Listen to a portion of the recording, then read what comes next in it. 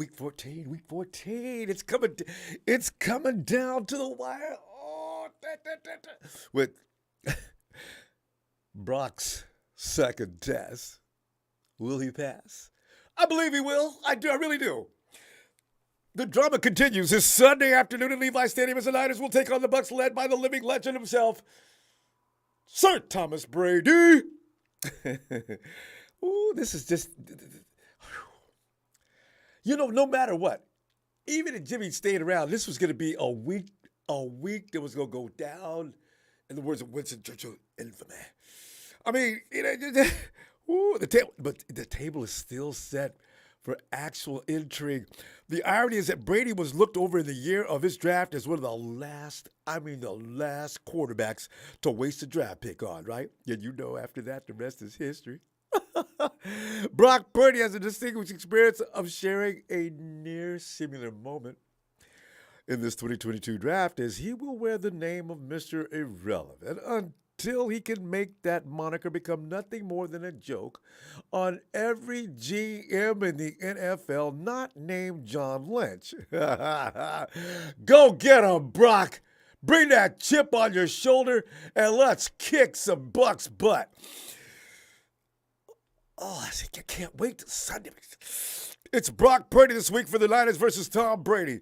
Wanted, your prediction for the Niners versus Bucs in a Week 14 contest that already has a storyline in place before they even kick the damn ball off. Oh, my God. Woo. I just hope, I just hope it doesn't turn into, honestly, fam, I want to win, but I don't want it to be a rout like it was against the Dolphins, actually. But I do not want to come down to a 1 minute and 20 second 1 minute 20, or God forbid, 2 minute situation with Tom Brady standing at the other side of the field and the 49ers are on high alert. They're calling in the SWAT team as Brady sets up to do what Brady does. All he's got to do is drive 70 yards, score a TD, and oh, God, don't even think about it. Oh, my God, don't even think about it. Brady has to be 2 scores down, minimum. Even if it's nothing more than a field goal and a touchdown. He's got to be 2 scores down going down the stretch with 2 minutes left. Don't let that. Because I love our defense and I know they're capable. I just don't want that. I'll lose my mind knowing that he's back there doing what he does. I mean, our defense is good. I believe in him. I don't want this. No. Oh, my God. Just the thought of that makes me crazy. Brock talks like he's got this. He's got this. You see his presser? He says, I just came out here thinking that I want to make sure that I can make sure this team can continue to carry on the same way and put points on the board. Brock, so you said everything. Dude, just said everything I want to hear. Keep bringing it, Brock. Keep that attitude. Keep that energy. Get out there. Pay attention to what they're teaching you this week. Get it done, Brock. Because remember, you've got an arsenal of weapons, and even if they fail, even if they jam up, the movies, guys, Jesus, it's jammed. Don't worry about it. Reach over to your left pocket and take out your Derringer. You got CMC. For some reason, he's always there. That's the difference in the offense this year than any other season. C-Mac C. Whew, man, this is exciting stuff, man. Before the game, I know I'm going to be sweating. So you see me sitting there butt naked sweating. It's because I can't cool off. I got the AC up as high as it'll go.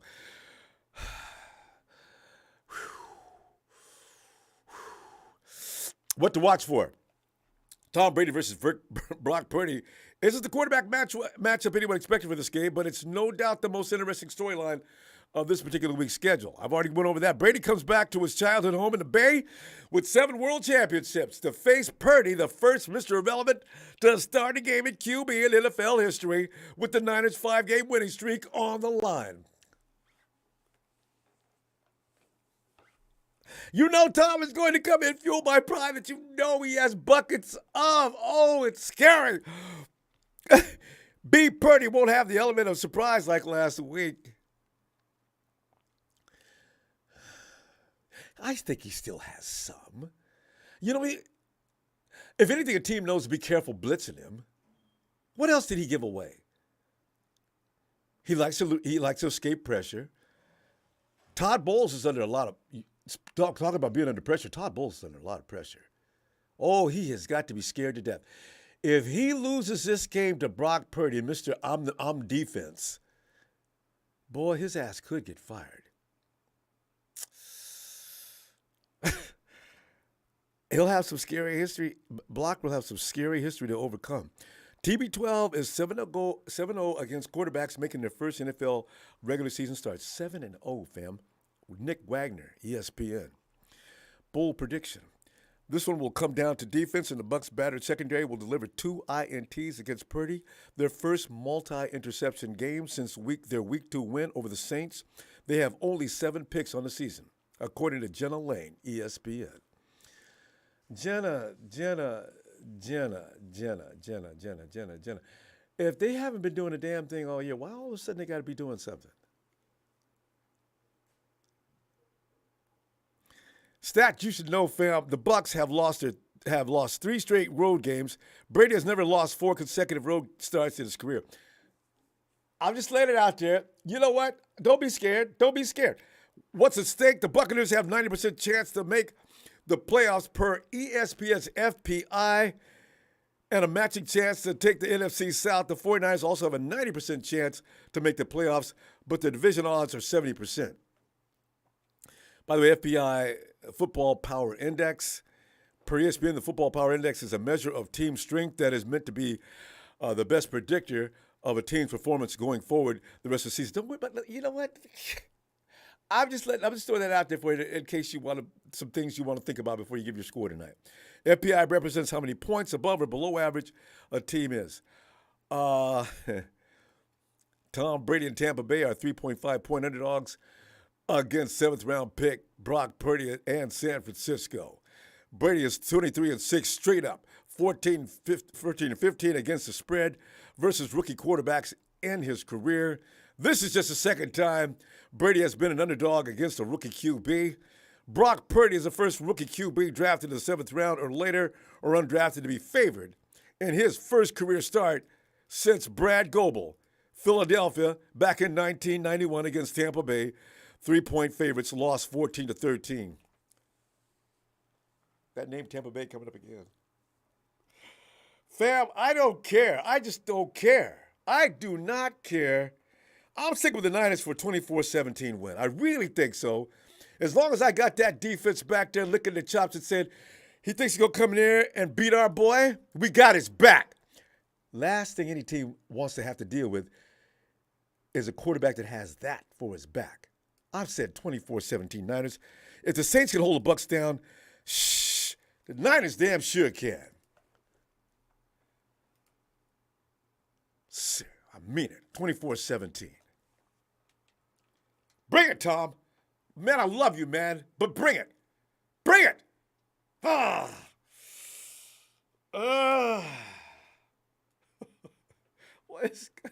it's gonna be pissing. I'm gonna have a whole bottle of something here to drink now, because I ain't gonna sit here and lose my mind. I'm gonna stay calm and relax. Jesus. Ron Goat. Jesus, man, how you feeling this, man? Are you feeling this, man? I feel like, I'm getting ready. I'm going to an amusement park, and I have a thing about crazy rides, and all my friends say, come on, Ronbo, man, you big coward, man, get your butt over here. Look, I'm going to wait for y'all at the end of the ride. I'm going to be right there waiting. Oh, no, you wait. No, you wait. That's where I am right now. I don't want to get on this ride. I really don't. Hey, Jesus, man, let me stop. Hey, Jesus, what do you got? What are you thinking here? First things first, Ronbo. Shout out to Ronbo Sports. Yeah.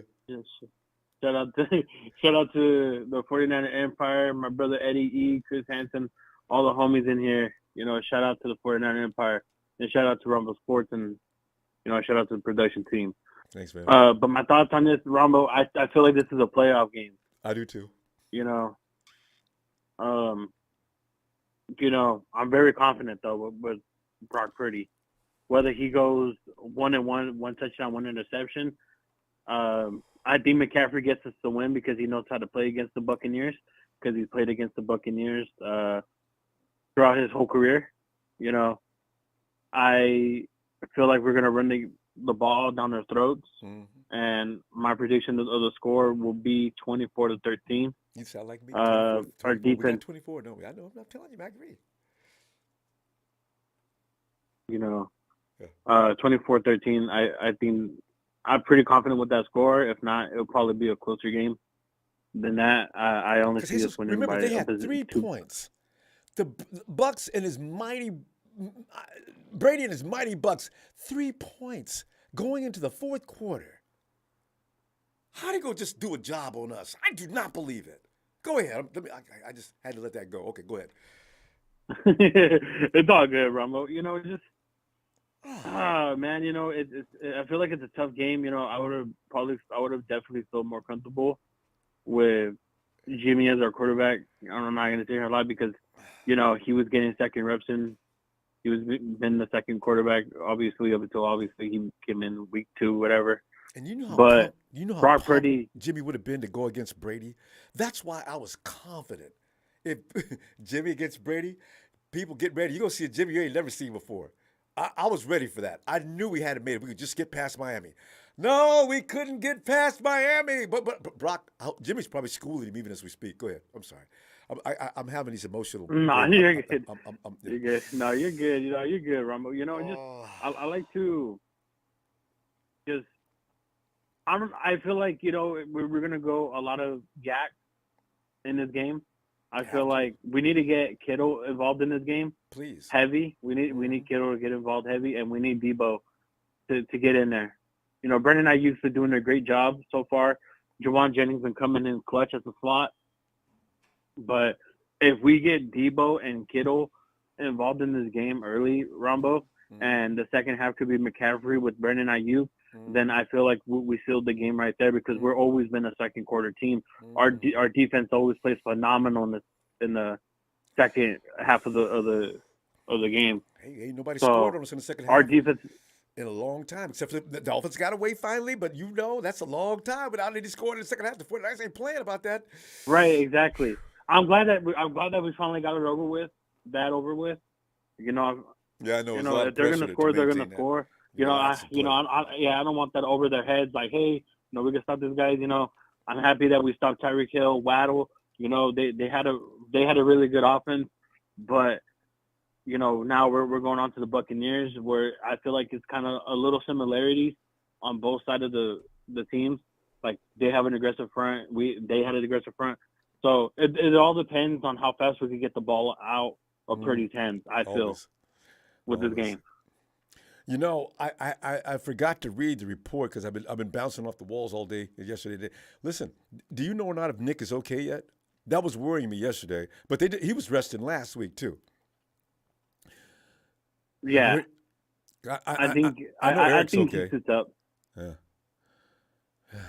Yeah, I think he suits up. If not, he'll sit up against Seattle. But you know, if we have Nick Bosa, we kind of need Nick Bosa in this game too. Oh, we do. Tom wants nothing to do with Nick. Exactly. You know, Rumble. I feel like if we beat the Bucks and the Seahawks in this stretch that we're in right now, honestly, I feel like we already won the division, and I feel like we'll guaranteed our playoff, our playoff berth after Seattle. This is an emotional thing. If we can beat the Bucks, the 49ers can be fired up. Seattle's in trouble. They are in trouble because, Brock Purdy's got 2 games under his belt, and he'll know a little bit more about what he's doing. The Hawks don't want this smoke. Whew, man, we got a lot to go through between now and next weekend. Man. Right. You know, I really love Brock Purdy's mindset right now, that he's trying to stay humble. He didn't let the win get to his head. You know, he still wants to learn more, which that's great to find in a quarterback. You know, real quick, Rumble, if Purdy's going hot and say we close out all dubs, right? We close out the season winning all the games. I know what you're gonna say, and I'm in full agreement. You let him go all the way. Do not take him out. I don't care how Jimmy's feeling. If he's that hot, then let him stay hot. I agree. Exactly. That's what I'm trying to say, you know. And depending on the outcome, say if he does get us far into the playoffs, does he legitimately have a starting role next year? Oh, Or that's the do thing you about just next year. It's going to be insane this offseason. But listen, that's a story we're going to get to later. Bam, we got to go. We're out of time. I will see you Sunday. Boy, I tell you. for, Jesus, always for great to sure, hear from you, Rumble? fam. Shout out to Rumble All right. Sports. Thank you so much, Rumble. Thank you, fam. Thank you, Rumble, Night, for having me on Jesus. call. Good night. Have a good night. Oh, you too. Man, this is going to be crazy, crazy. Ah, my brother from another mother over in the blue waters of Hawaii. It's Tony Nagatani. I'm Tony, I love when they do that. Aloha, Ronbo. Happy Aloha, Aloha Tony. Friday for you, sir. Oh, man. Tony, I can't calm down. Listen, Tony, talk to me, man. Talk to me. I'll just, let me relax while you talk. Telling you, man, it's terrible here. Ronbo, I will say this. This weekend, I think the Niners have a very good chance to win the game.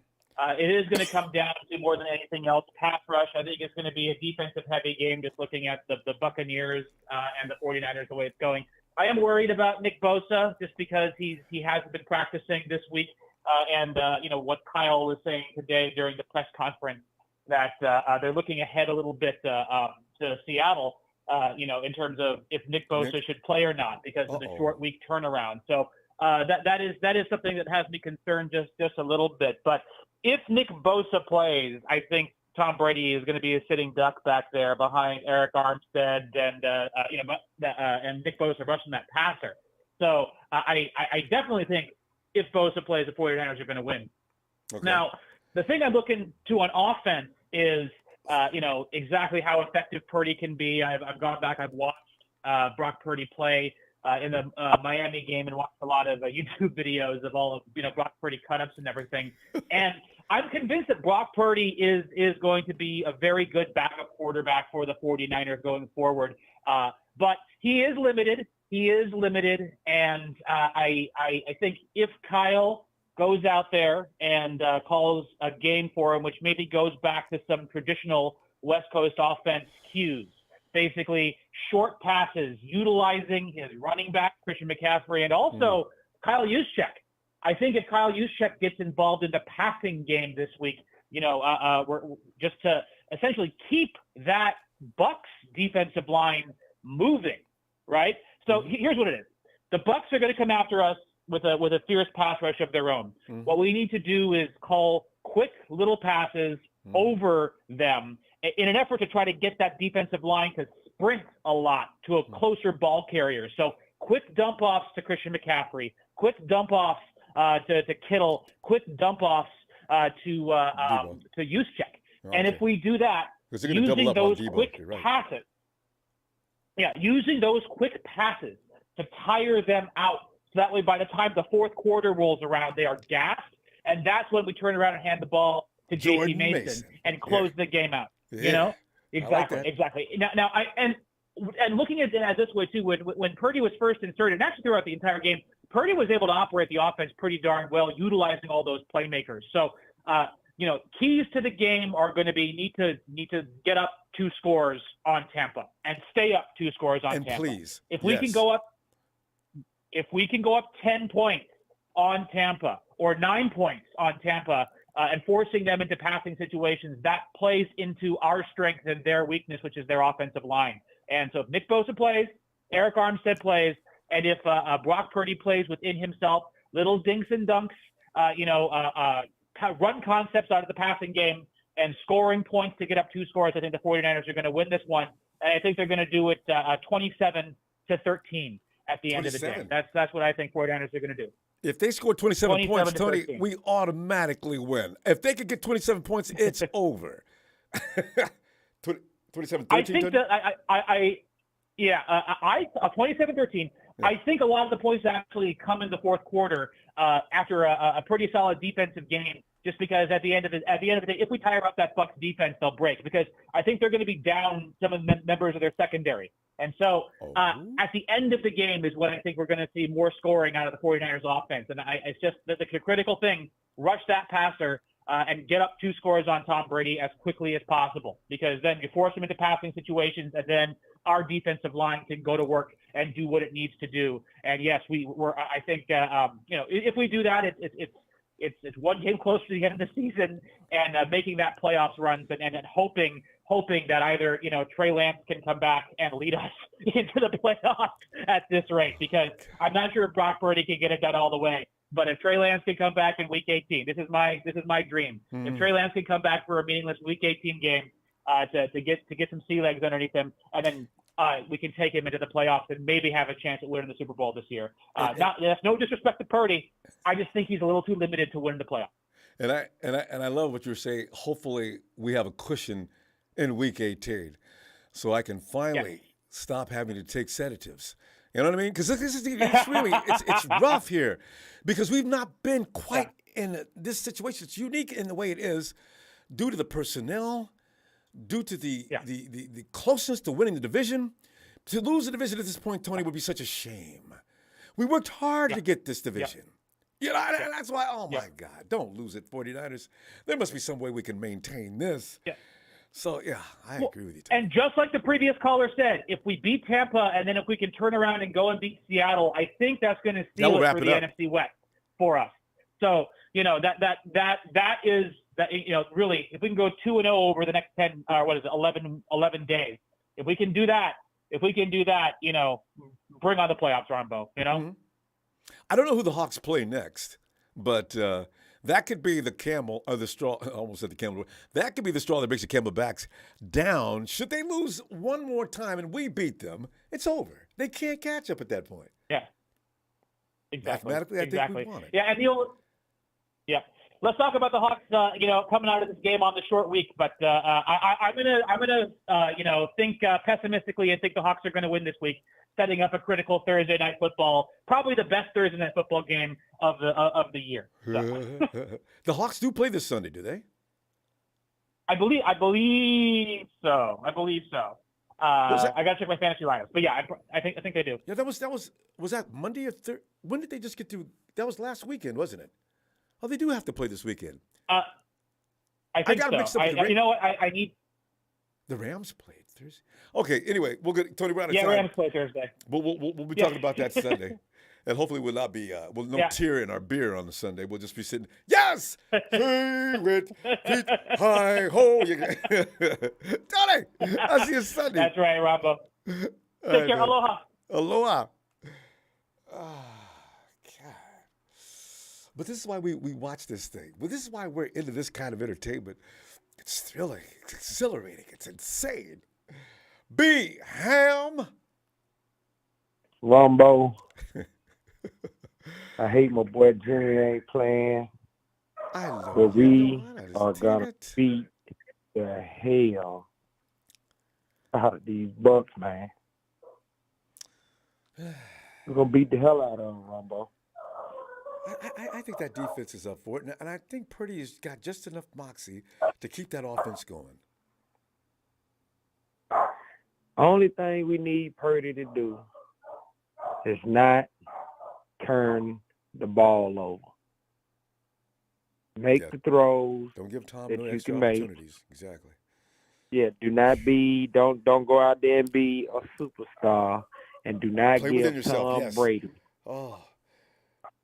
Do not give Tom Brady a short field. Oh, that's if murder. we give him a short field, we got problems.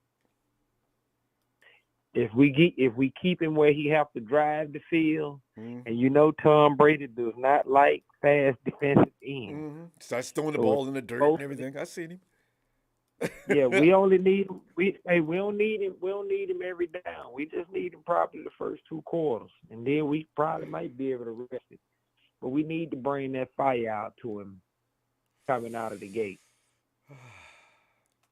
And I believe if we do, we're gonna beat the hell out of him.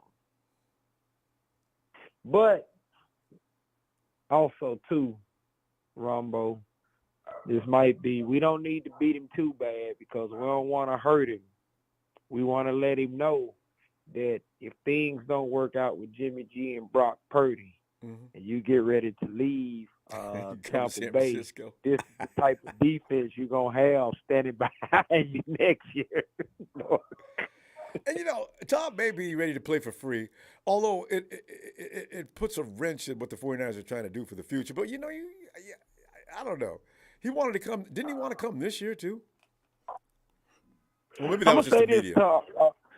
I'm gonna say this, Ronbo. And as much as I do not like Colin Cowherd, he made some of the most sense with the Tom Brady flugazi. We're gonna call it a flugazi right now. This is what he said.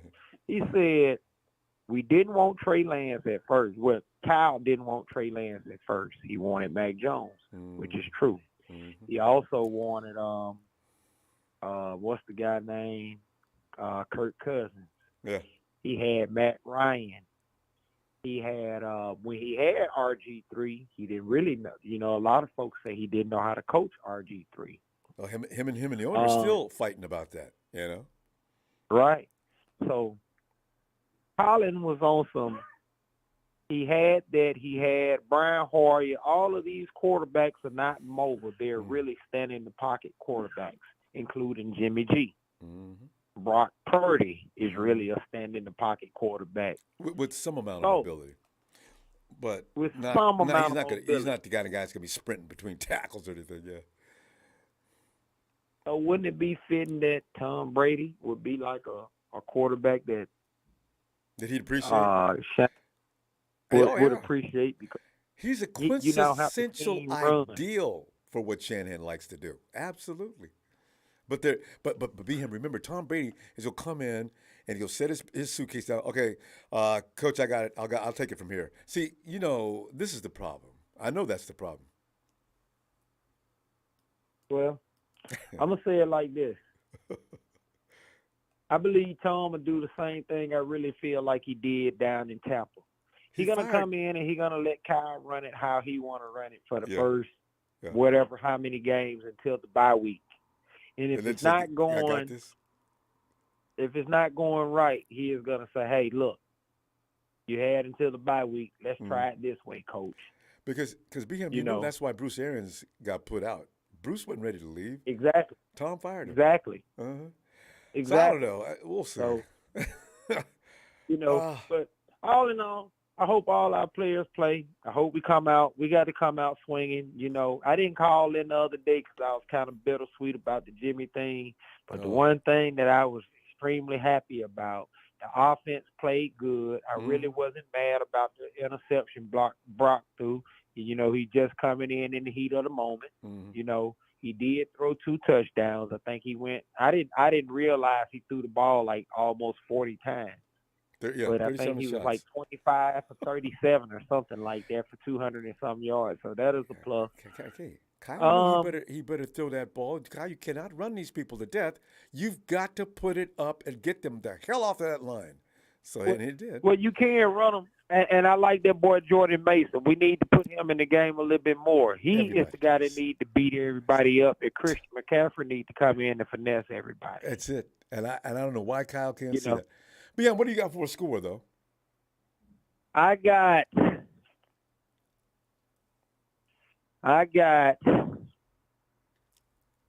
We just did 33 on Miami. Yeah. But remember, that was because Miami just fell all apart at the end. Go ahead. I see you right, and we still going against the GOAT. I'm going to say 26.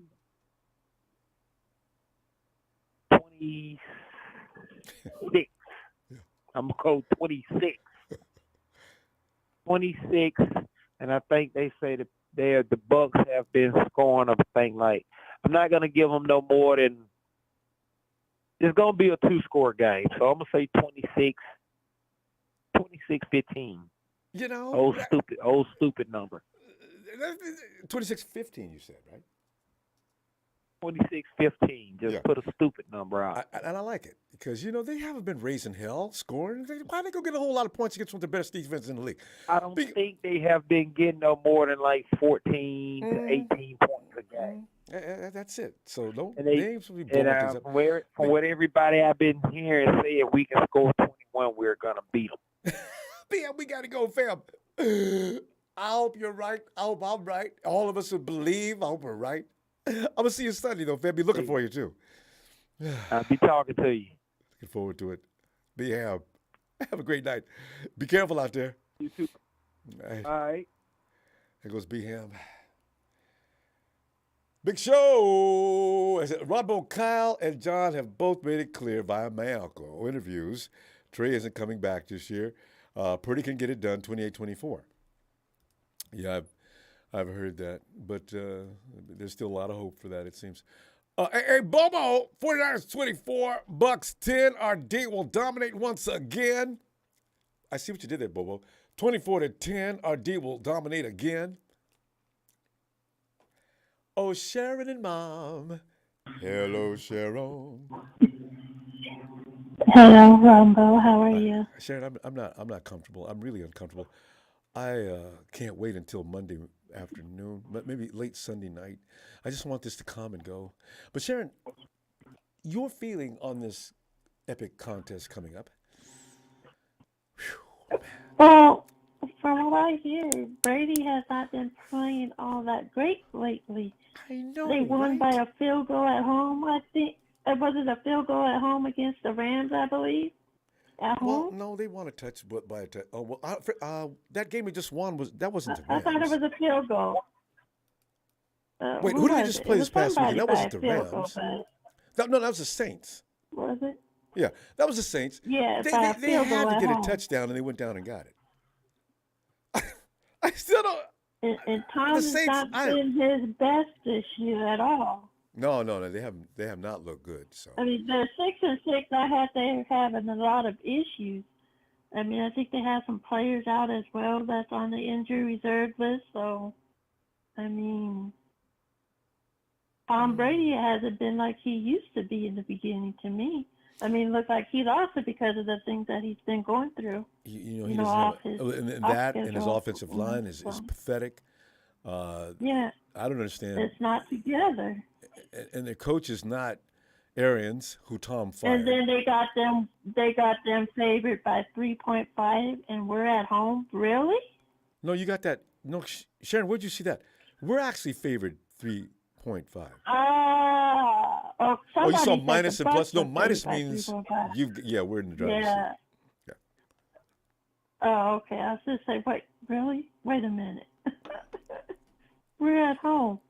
But I feel that we will kind of beat Tom Brady because, like I said, their defense is not really that great of a defense at all. Unfortunately, they've been getting a little better lately. A little better, but not as, number one defense like they used to be. Well, no, Not like how we are, where you but- dare not run. Yeah, no, they're not that kind of good right now. Though. Yeah. And Tom Brady doesn't like to be pressured. So if we keep pressuring him, he's going to have a bad day like, they did to the Dolphins last week. I mean, he's not seeing any pressure like he could see. I don't know if Nick's Because playing. he though, doesn't Sharon. like to be under pressure at all. Mm-hmm. Well, no quarterback does, but I mean, I don't know if Nick's playing this week, No. though, Sharon. That's the only thing that worries me. 'Cause Yeah, he's- let Nick rest. Don't force him to play. If he's not feeling like he should, if he's not 100%, rest him. we don't need Let him, do him we? get the rest he needs Yes. before, Thursday. And then let him play Thursday because that's when we're really going to need him is Thursday. We True. could do fine without him. I just feel safer with him So out there. Kyle, You know what let I mean? him rest. Don't worry Yeah. about playing. Yeah. Well, yeah, we all do, but I mean, we got to let him rest though. That's Let true. the boy rest. Don't make that leg worse. I agree. Yes, exactly. But I feel like we're going to be fine. I mean, they always surprise us with the score, but I just feel like it's going to be a low scoring score. But I mean, I think the refs may try to cheat because Yeah, it's Tom Brady's people are talking about that in homecoming chat and right now. all that. So yeah, Tom's going to be over in the His ref's face homecoming, him every coming time back he gets home. touched. Are you watching this game or not? Yep. Did you see what just happened? I'm Tom Brady. Yep. Remember that. You know? Hey, Tom, don't I start. don't like Don't be to pulling rank out there. just touch me. Are you? Yeah, it's just been touched. You're gonna call a penalty or a foul on that? Come on now.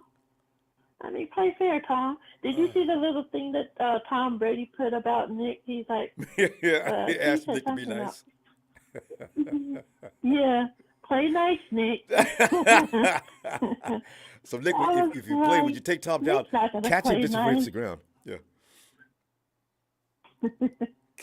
I was like, oh my goodness. But I think it's going to be a long day, but I think our defense is going to get it done. Because I don't think the Bucs don't have that much talent as we have. We have a lot of talent. And as much as we're going to do the play action, the run game sometimes and switch it up or whatever, now that we've been switching it up with Purdy and stuff, I think Tom is going to have a hard time with, who has the ball? Who's got the ball? They're going to be looking around and seeing who has the ball, who don't have the ball, and going after the wrong person that don't have the ball. So, I don't know. I think it's just going to be one of those close games, I think. Sharon, I certainly hope you're right. Let me get you and Mom's score. We're going to go. What do you think?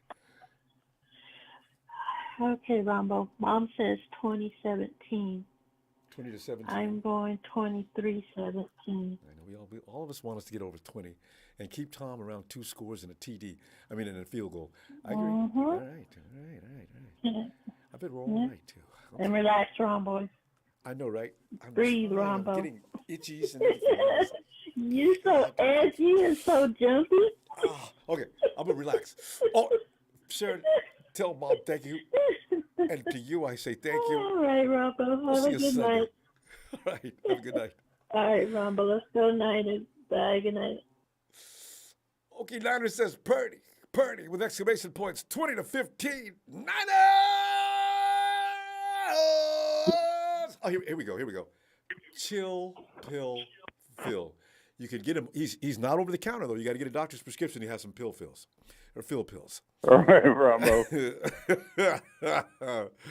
Woo! Phil, talk to me, man. Help me calm down. All right. Here. Well, just calm down. I'm trying. Niners are going to win. I think Nick's going to play. I think this is just a ruse way to make him relax. Just rest him. Yeah. And let him go with the next 2 games, which are going to be tough. But I think the Niners are just they're going to blow them out. I really do. I think it's going to be 30-13. Phil, was that you who said that about Miami too? Somebody said there was going to be a blowout versus Miami. I did. That was you. Yeah, I think we blow them out. Honestly, I mean, their offenses. They've got Godwin and Evans. They don't have a tight end. They don't have a running back to throw to. So what do you think? We're going to have our DBs cover, and I think Mooney Ward is going to be able to take away one of the wide receivers, and that leaves, our safeties able to blitz and get to Tom, and our linebackers are the fastest in the league. Fournette was taking passes out of the backfield, though, Phil, on that last game, which bothered me. Yeah, but he's not that good. He's not a McCaffrey, all right? No, by any stretch, but yeah. All right, so let's put it in reality here. Our linebackers going to be able to cover Fournette. Yeah, now that I think about it. Now that you mention it. So I really think, like 30-13, somewhere in there. Phil's got 30-13. And I think, I do want to make a request because I know Santa watches your program. Who? And I want 2 Super Bowl tickets for the 49ers in Phoenix, okay, under my tree. All right? I'm going to put that request in right now. I like that. Because red and gold has to be Santa's favorite colors. He should be. I think he should Yeah, change well. I think he should change his outfit and have that white trim and gold. You know. Yeah, exactly. So, I'm putting my request in now. So I've got accommodations. Don't worry. I just want 2 tickets. That's it. Oh. But anyway. And I don't think it's asking too much, Phil. I really don't. You deserve that. We all deserve to watch you sit in those stands if we're not there to say, there's Phil. Remember back in week 14, he said all he wanted from Santa was to bring him 2 tickets to the Super Bowl? Hey, Phil! You know, I can't. We'll have to call you up, too. All right. But anyway, I think, Seattle's still got to play KC. Oh. They still got to play the Jets. Oh. I think the Jets beat them, honestly. I think both of those And I games are think we beat 'em, losses. too. So, I mean, I'm not worried about the division. So, Which one did he play this weekend? Phil, do you know who do the Hawks play this weekend?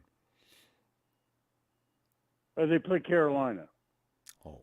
I think Carolina could beat them. Yo, Carolina, yeah, they're pretty physical as far as defense goes. They've gotten better since we've seen them. Yeah.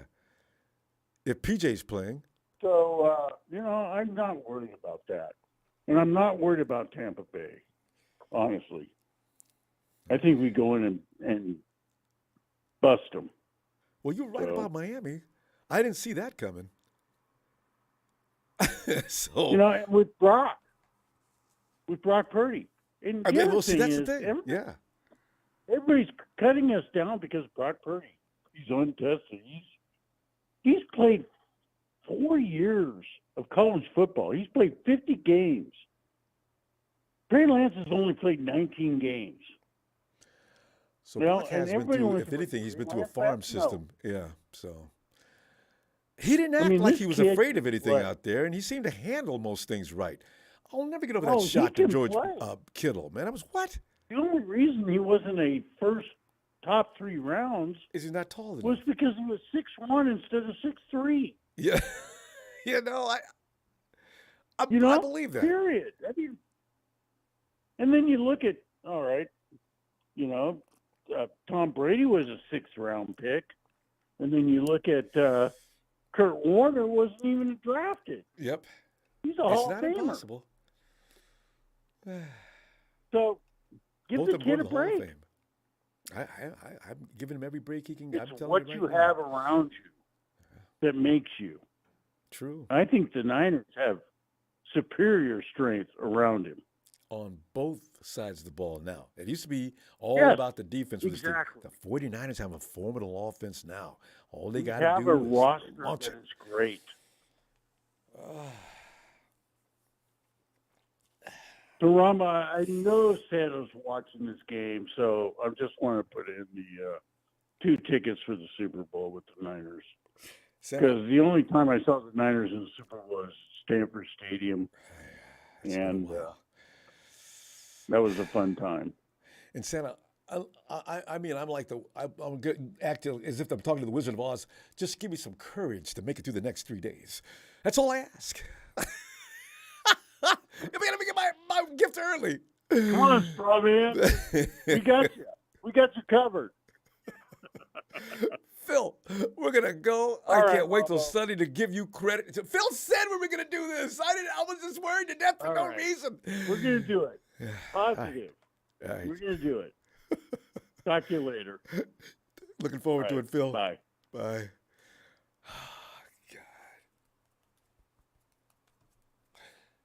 T-Flow and Ali. Hola, Ronbo. Hola, Ali. Oh, God. Hey, what's up, Ronbo? Well, you know what's up, man? I'm like, I want this game so bad. See, T-Flow, I set myself up for pain when I do this. I've got to learn to relax. This way, if we lose, I don't just go all the way off. See, you need to temper your expectations at all times, no matter who we got. You know, as a football fan, it's hard to do that, but it's not healthy to be like this for 3 days. Hell, I've been like this all week. What am I talking about? Go ahead. I'm sorry. Hey, you don't want to be like Rams fan and all this, thinking that they're going to win every game and they beat the sorry ass Raiders. Used to be like that. And basically, they think they won the Super Bowl because they played the sorry Raiders. So we just got to stay humble. That's the only thing. I don't know. And how the Raiders lost that. It's That was amazing. crazy. We got a great defense. I'll give you that. But we got to understand we're going up against Tom Brady and the referees. Yeah. If we even sack them without throwing a pillow on the ground, they're going to call roughing the passer. We've seen it. So that's what I'm afraid of. In other games, Brady getting calls. And this goes all the way back to when he got Yeah. what is the name of that call that the Raiders are still crying about 20, 30, whatever years later? The what? Tuck rule. The tuck, yeah. Tuck rule.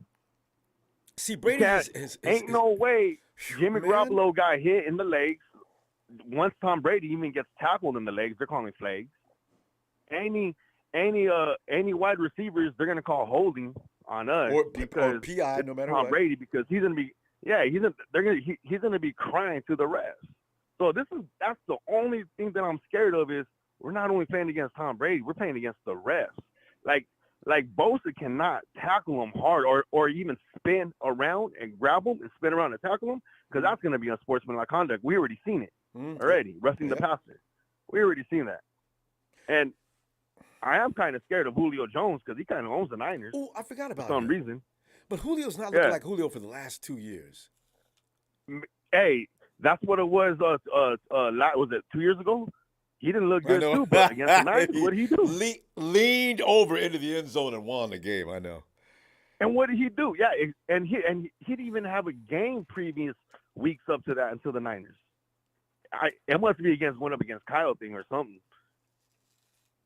Listen, Because, D'Amico, man, I he got balled out to tell you, though, against the D'Amico's going to be telling those guys all week long, as if he hasn't already, listen, guys, you got to play this game clean. You got to play this game clean because you don't want to be responsible for putting Brady up 15 yards every few minutes or them PIs downfield, guys. We got to keep it clean as we can. I want you to be aggressive, but damn it, be careful. I know they've got it drilled into their mind. I want them to play hard, but don't be stupid. Yeah, that's the one thing that just scares me. Or basically that's when the defense gets out of rhythm because they're just frustrated, and they're gonna basically get in their heads, and they're gonna mess up on their assignments. I just don't want them to be too careful and not play. Tom Brady gets calls. I know he gets them. He's going to get them, T-Flow. There's no way around it. Brady's going to get some calls. I just hope they're deep within their own territory. Just don't be around the other side of the 50. That's all I ask. Yeah, that's just like the only thing because their offense, like our D-line, even if Bosa don't play, our D-line should still penetrate Tom Brady because ain't Especially no way he's agile. Back. Yep. They gotta contain the middle of the pocket because we know Tom Brady loves jumping into the pocket, walking up into the pocket and out. So they gotta close that contain just put a pillow. And put a pillow. And you know that stunt they like to pull? Even if they don't play Nick, run the kid. I really think Drake Jackson can do that same thing. He's got that kind of speed and quickness. He's got better bend than Nick. Oh yeah, he could. I think they should, and the Bucs will never expect him. They got to run that stunt. Because when you see Nick coming through that little 6 inches of crease and grab that quarterback's ass, ooh, that's such a rush. So they got to do it. Do it to him. Tom hates that. And basically, not only that, every D-line should carry like a small little pillow on the side, so when they tackle him, they lay down for him. Here, Tom. Here you go. That's it. You see that, ref? Don't start with me. Yeah. And just to let you know, like their defense is good. They got legitimate linebackers, just like us. Levante David. They've been playing better and better last 3 weeks that I've been noticing. And they got Devin White. They got Peter Vea. Oh, I forgot about him. Oh, man. And our offensive line. They got offensive line. They got William Golston, Hakeem Hicks on the D-line. Tifo, stop. Off the line? Oh, please stop. They are run stoppers, that D-line. Oh, man. And the way we've been running the rock, I'm sorry, dude. Like he better put in he better put in Kyle better put in a Mason. They got to free Mason because, hey, I don't want a CMC getting hurt against those big uglies down there over 300 pounds. Man, running up the A gap. Can you see Vita grabbing him? Oh, I can see Peter grabbing him and throwing him down. Hey, Tony See, Nakatani like says that. Vita might be banged up, limited in practice today. But Tony, you know what? Even a limited Yeah, Vita but Vea he is gonna play. scary.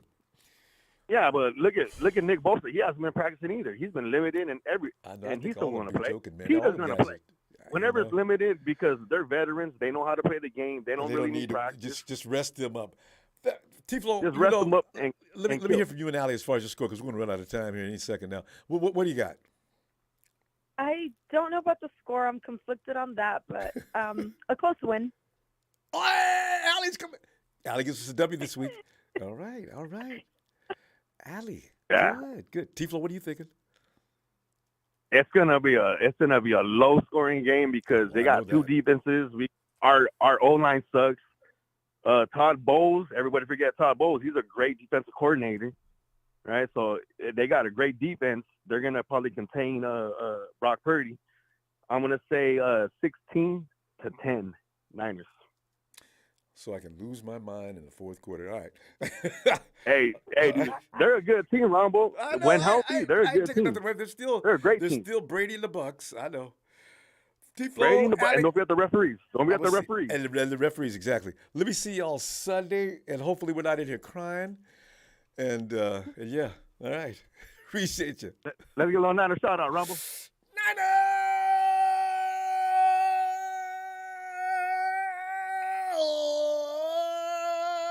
Allie and T-Flow.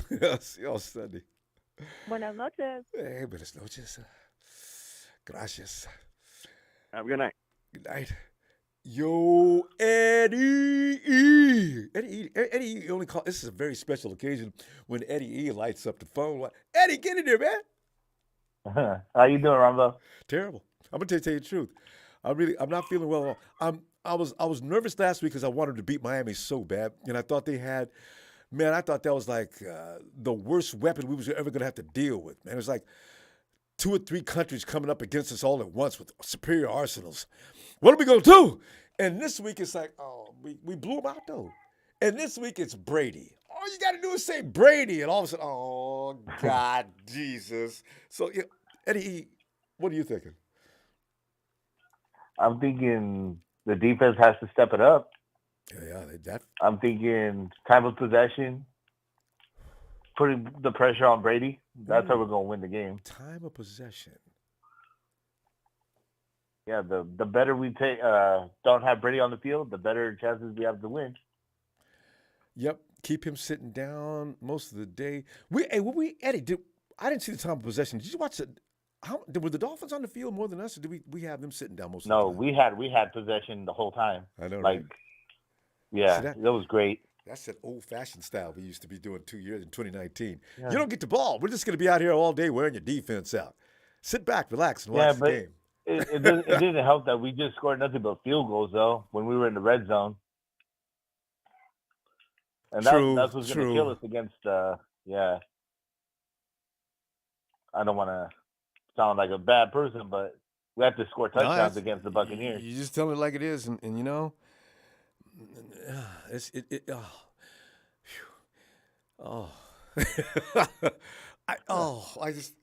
man. See, these are things. I was trying to relax, and then you look at T-Flow talking about how the refs are going to be part of this game, and in the red zone thing, you brought that up, and then somebody said Julio's out there, and I forgot all about Julio and Vita Vea. There are so many things to be concerned with at this game, Eddie. Man, can we talk about something that may give us an advantage? We've been talking about all the disadvantages. What can we do? Well, you mentioned keeping them on the bench, the offense. Yeah. Time of possession is going to be a big key in trying to win against the Bucs. Oh, real quick, let me give a shout out to my brother real quick, Jay. Yeah, go ahead. 49er Empire. I got to give a shout out to him real quick. I'm over here, like how are we going to beat this Bucs team? And I'm over here like time of possession and, I think Purdy's going to probably have a rough game, because that defense is pretty good, Ronbo. No, I know. I don't got to say it twice. I know. I've been telling people that defense will be getting better and better every week. But I jumped up from my fantasy because I'm like, I don't want to see this team. But Eddie, I tell you, man, Brock Purdy acts like like Trent Williams said, this dude act like he been around for like 10, 15 years. So I don't see, there ain't no panic in him. You know, half the time when rookies are messing up, they freak out. I don't see, this dude doesn't freak out. Make mistakes. He had plenty of chances to freak out. That Miami Dolphins defense was all over Aston. You know why, Eddie? Because they knew everything we was going to do before the ball was snapped, and he survived that. The Bucs don't. That could be an advantage. Yeah, it could. Also, they run the same offense that we do. I mean, the Dolphins did. I know. Another thing didn't help them. No. You know, it's about who's in that offense and execution. When Jimmy Ward made that dive in INT over that. Oh, that was great. But I said, you know what? The 49ers, we ain't scared of y'all. You know, and then they just start kicking their ass. I said, whoa, get them, Niners. So we'll see. I just want to say, like the type of possession thing is big for me because, old school football, ground and pound. Physical. Give the ball to McCaffrey. If we really make sure Debo gets some and was Jordan Mason. Because, see, McCaffrey, I want him for finesse plays. I want Debo. I want Jordan Mason and George Kittle. When them dudes come down the field, people know they got to make business decisions if they got a full head of steam. That's what I want. I guess if you want to be honest, he's going to have to trust his check down more than well, that's McCaffrey. Than the receiver this week. Exactly. Like Kyle Juszczyk and like my brother said, George Kittle. He has to be part of the game plan more than the receivers. It's probably going to come down to the tight end, the fullback, and the halfback. Mm-hmm. Eddie, although I'll make you a deal right now, that conversation between Ayuk and Brock, look for something special. I don't know when and where it's going to strike, but I got a feeling it's going to be like the strike of a cobra. And all of a sudden, there's Ayuk! Ayuk was all alone, and Brock Purdy had the wherewithal to notice, oh my God, that's it! Touchdown! Now, let me stop. I'm getting too excited too early. Eddie, what do you got for a score? It's going to be a close game. I know. Probably the final score is going to be like 17-10. Oh, I hope not, because they'll get the extra point. Yeah, we're up. We'll lose. Yeah. Okay. Eddie, 17-10. Eddie, appreciate you. You and your brother. I love you both. I tell you what, I'm gonna see y'all Sunday, and we'll celebrate. I'm gonna call in that day as well. All right. Looking for you. All right. Later, Ronbo. Night, Eddie. Here he is, the chief cook and bottle washer, the man that was nominated as king, if they ever nominate kings. He is King Papa Dragon. Pop. Hey, what is happening, Ronbo? Hey, Ronbo, yes. Who's playing left tackle for the Buccaneers? See? It doesn't matter who's playing left tackle for the Buccaneers. That's how I love the way Pop comes in. Because if you can't think of who it is, there's probably no concern. There's no reason to be fearful. Pop, not be talk about it. Friend. We must win the war, not the battle. We got 2 games in 11 days. Here's the good news, Ronbo. Good news is that our second string defensive line is better than the starting offensive line of the Buccaneers right now. We don't need Bosa to win this game. We don't. Don't do now. It. Number 2, don't put the locker room material up for the Bucs. But go ahead. I like it. No. What I'm saying is that Tom Brady gets rid of the ball very, very quickly. Yeah. Okay. He's one of the fastest to get rid of it in this league, and he's doing that to protect himself. Mm-hmm. He protects himself. You don't play as long as he's playing this league by not protecting yourself. Are you listening, Jimmy G? Protect yourself. Mm-hmm. Are you listening, Trey Lance? Stop trying to run people over. Mm-hmm. Now, I feel like I want to put a condom, a full length body size condom over both of them. Because come on, man. No, they don't even need that. Just protect yourself. Just go down. Just that simple. Jimmy, slide. Beat it. Once they grab your ass, just let it go. You don't call you a wimp for being smart. Throw the ball in the dirt. Okay? Brock Purdy has just as good of an arm as Garoppolo, except he's more mobile. Garoppolo has the edge in experience. And remember, this team loves Garoppolo. Period. This is not Kyle's team. This is Garoppolo's team. Okay? Make no mistake about it. They tried to get rid of Garoppolo. They have been trying. Okay? Now, moving forward, very, very simple formula to beat these guys. They're amongst the worst in the league at covering the tight end. They give opposing quarterbacks over 100 points quarterback rating when you toss the ball to the tight end, over 94 quarterback rating when tossing to running backs. Well, guess what? Don't you got McCaffrey and Juice and Kittle? The thing is that even Croft, who he likes a lot. Yes, the 49ers play complementary football. Tampa Bay does not. I repeat, we play complementary football. We have all three phases, and those three phases, on average, are going to put up 19 points. That's enough to beat the Bucs. Okay? The way only thing we have yes. Stupid. Now, if this team would throw the ball down the field, and I challenge anybody, there's a Jesse Naylor video out there right now where he actually compares the first 43 passes from Brock Purdy to Trey Lance. I'm sick of hearing all this garbage about what they did in college. College is over. They're in the pros. Okay? This is one of those things where this is a marathon. This is not a sprint. So the minute that certain quarterbacks learn that, hey, you know what? I'm important to the team. Why put myself at risk for 4 yards? Just like when coaches figure it out, you might be talking about something different.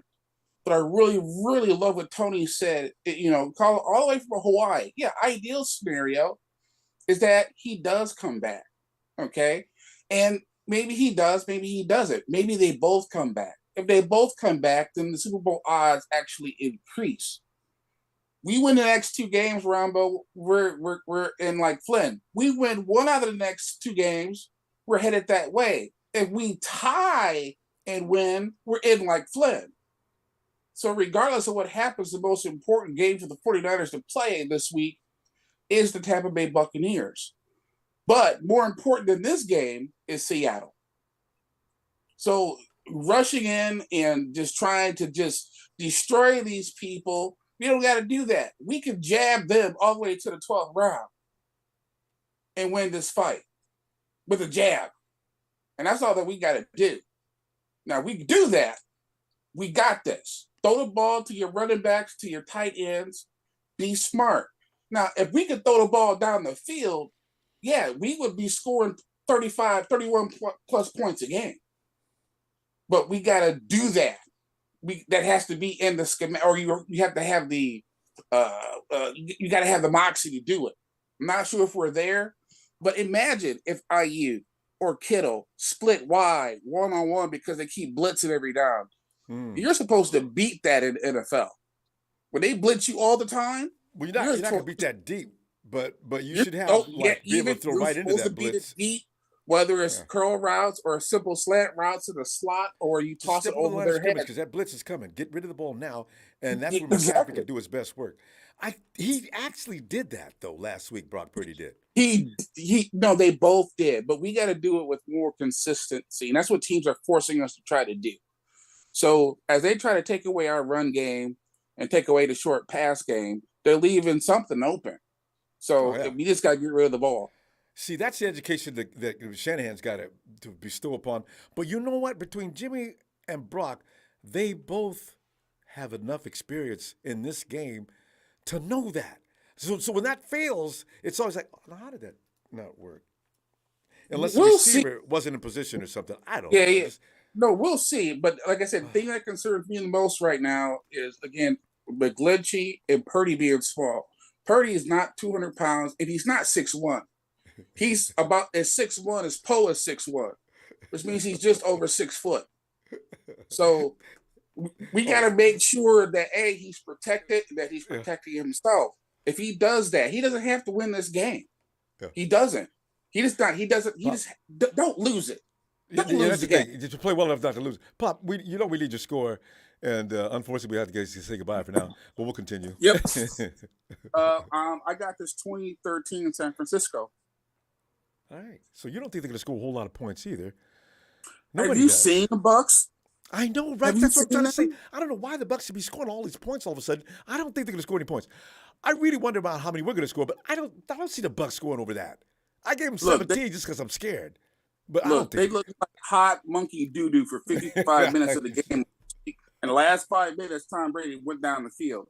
That's what we got to stop. Bob, and we got the all pros to do it. I think we got at least 5 all pros on defense. Oh, easily. Bob, let me see you Sunday, and hopefully everybody's right on this, and we can say, "Well, I knew he was worried about nothing." I can start lying, you know. But remember, 49ers, we're gonna get cut off, Bob. Beat him up, beat up Tom Brady, but don't hurt him. Here you go. I know. Night, fam. Ellis. Is Don Bird here? Because Don Bird, next year, this is our last year to clown Don Bird. The Lions are tough. They finally built up enough. I don't know what they're missing, but they could get in the draft because they got that Rams pick high in the draft. Elvis!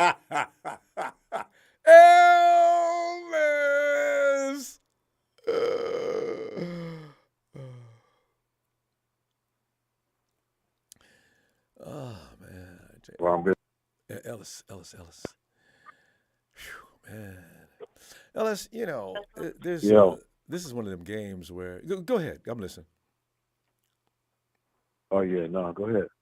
This is one of them games where if it wasn't for Brady's pedigree, I don't even know if we should be crying. I don't know if you're crying. I'm crying because I knew this week was coming. We all knew. We saw it on the schedule. Here it is. Damn it. And I don't, man. Anyway, go ahead. I'm done. I'm just trying to figure out how is it that Kyle's so enamored with Tom Brady and he didn't fucking get him when he had the opportunity. I know he said all of them nice things about Brady. He's full of shit. No, but he's full of shit. Okay, you had him right in the palm of your hands to grab, probably at least twice throughout this time, and you didn't get him. Can I answer the question for you? Though? I can tell you right now. I'm what? convinced. Brady and Aaron's got fired by Tom. Kyle does not want anybody standing around arguing with him about what he wants to do. I guarantee you that's it. Well, he'd have been here a long time ago.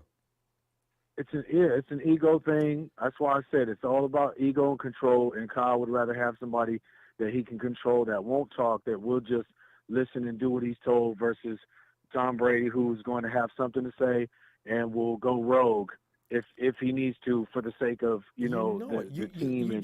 You just seen Jimmy do it, and Jimmy ain't even like that. But he just finally got tired. So that's what it is. And Brady would never put up with Kyle. No way. Well, I don't know. He's probably one of the least elaborative type of people, and he goes into detail and kind of fans out, it sounds like, over Tom Brady. So I don't know if he's I'm sure he feels that way about him, but you want to make him. He also came back and whooped his ass.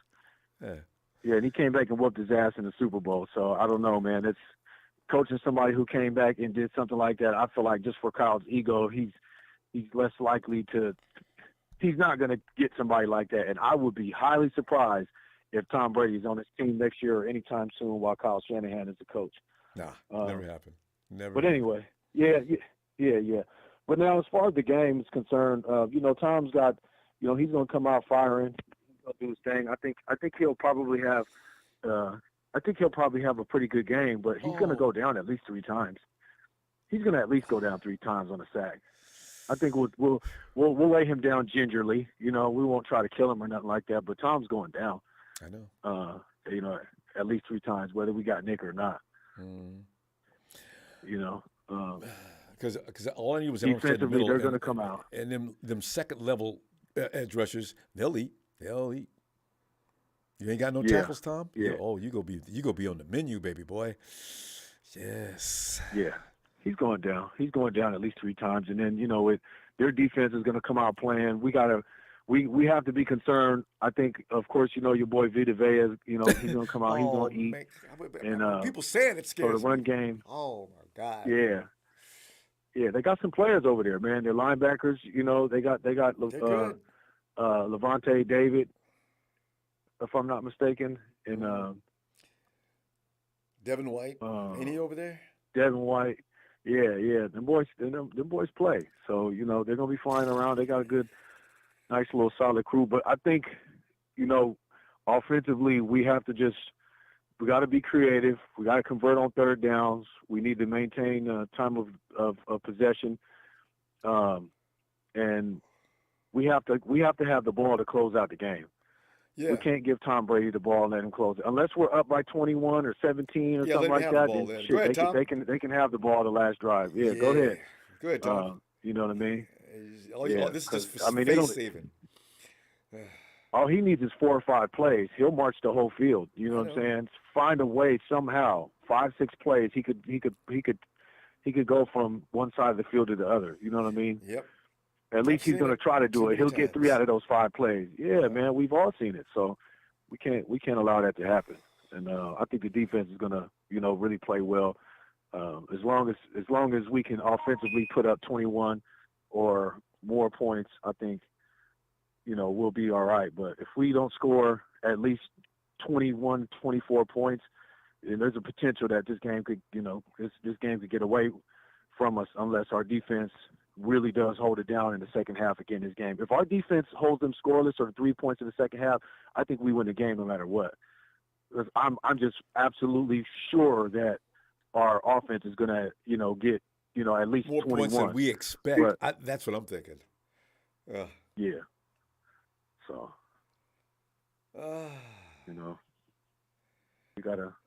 we gotta come with it though. Yeah, we got to come with it. This is a very important game, because it's still an NFC opponent, and the division or not, it doesn't matter. When it comes to the overall standings, we got to make sure we close out these NFC, teams and stuff like that, and that would be it's fitting for us to make sure we continue to do that. So I'll tell you, Ellis, what do you got for a score? And let's get ready for Sunday. What are you thinking?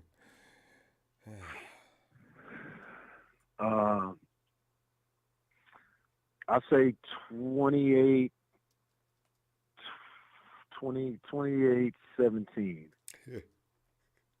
I want us to still have a nice, I like the cushion. Yeah. I need that kind of cushion. Yeah. You know what I mean? So you sound like you talk about fat women again. But listen, I tell you what, fam. We are going to get ready for the celebration time. Come on. I believe it. We've had enough conversation that I believe it. Yes, sir. We'll see you Sunday, fam. Shout out to that squad. I love them. Yes, sir. They doing all right? Thank you. Yeah, actually.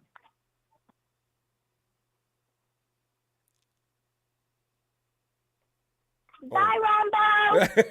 And there's one of the squad members down. Bye.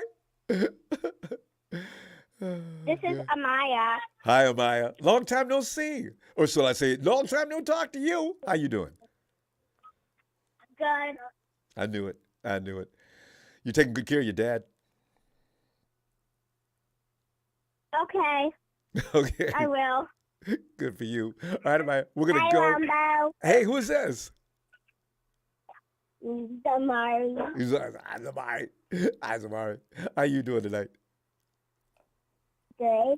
I knew it. I could tell by your voice. You ready for Christmas? How are you? I'm just nervous. I'll be all right. It's that grown-up kind of thing, for no reason. Okay. Bye, Ronbo. Bye. Good night. Good night. Go night-night. Hi, Ronbo. Hey, who have I got now? This is Johnny. Johnny. Hey, Johnny. Yeah, we're just sitting here worried about this. Okay? All right, Johnny. Have a good night. We better go. All right. I think Good night. good night. I think we went through the whole score. Good night. Good night. Bye, Ronbo. Bye. Yeah, we don't want to hold you on there. Just wanted to, you know what I'm saying, finish off some love. No, that's fun. Your kids are Okay, great. Just too adorable. All right, Phil. I will see Thank you you, soon. fam. Have a good night, man. You too. Yes, sir. Thank you. Hit that like, subscribe, man. You know you got to wipe your feet. And damn, we didn't get to talk about Detroit versus everybody, even the kids know. And we will, Ellis. We got to go for You production said cuts us even all the off, kids. including Don Burr. hey, Detroit's still worth a penny, probably. Like, good night, Ellis. Detroit's wearing panties, probably. Ellis, I'm out. Before production cuts us off. All right, fam. See you Sunday. Yeah, yo, hey, Bethel, come on in, baby. Ethel. Hey, what's up, Ronbo? See, this is how we do, because like this game is making everybody crazy, right? So you got to try to relax. Man, whew. Bethel, what are you thinking though? Because you always have something enlightening that nobody else knows about. Well, usually it's regarding how the pathetic the Rams are. Go ahead. It's just that if I never heard anybody, any rookie, do this, and this is something that actually surprised me. But these what hard workers do. If you are dedicated to your work and you are dedicated to what you do, you're gonna do whatever you can to be prepared. And I have never seen a rookie ever do his practice and then do the reps of the first number one reps by yourself. Have the camera he guy takes 2 or 3 trainers film it. But yeah, I know. Nick Mullins used to do something like that. But was Nick a rookie that year? Maybe not. No, Nick will do. He will do a lot of film, and he would do a lot of read the playbook. They said Nick would be out But in the he field will after the never- game, going through all the plays of the game too, though. Anyway, but Purdy, you're right, and that's what we're talking about now, though. Go ahead. Yeah, because it's the preparation that you take to do it and to execute it. Yeah, Nick Mullins will, sometimes execute the plays, but sometimes he wouldn't do what he has to do. And that's the only thing that we will have a knock on Nick Mullins. That he will do the right thing sometimes, but sometimes you're like, hey, like, what are you doing?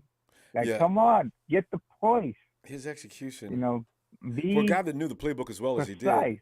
did, execute. And that's why I say, when people say, he knows the whole playbook, that don't mean a damn thing. You got to go out there under pressure and execute, Yeah.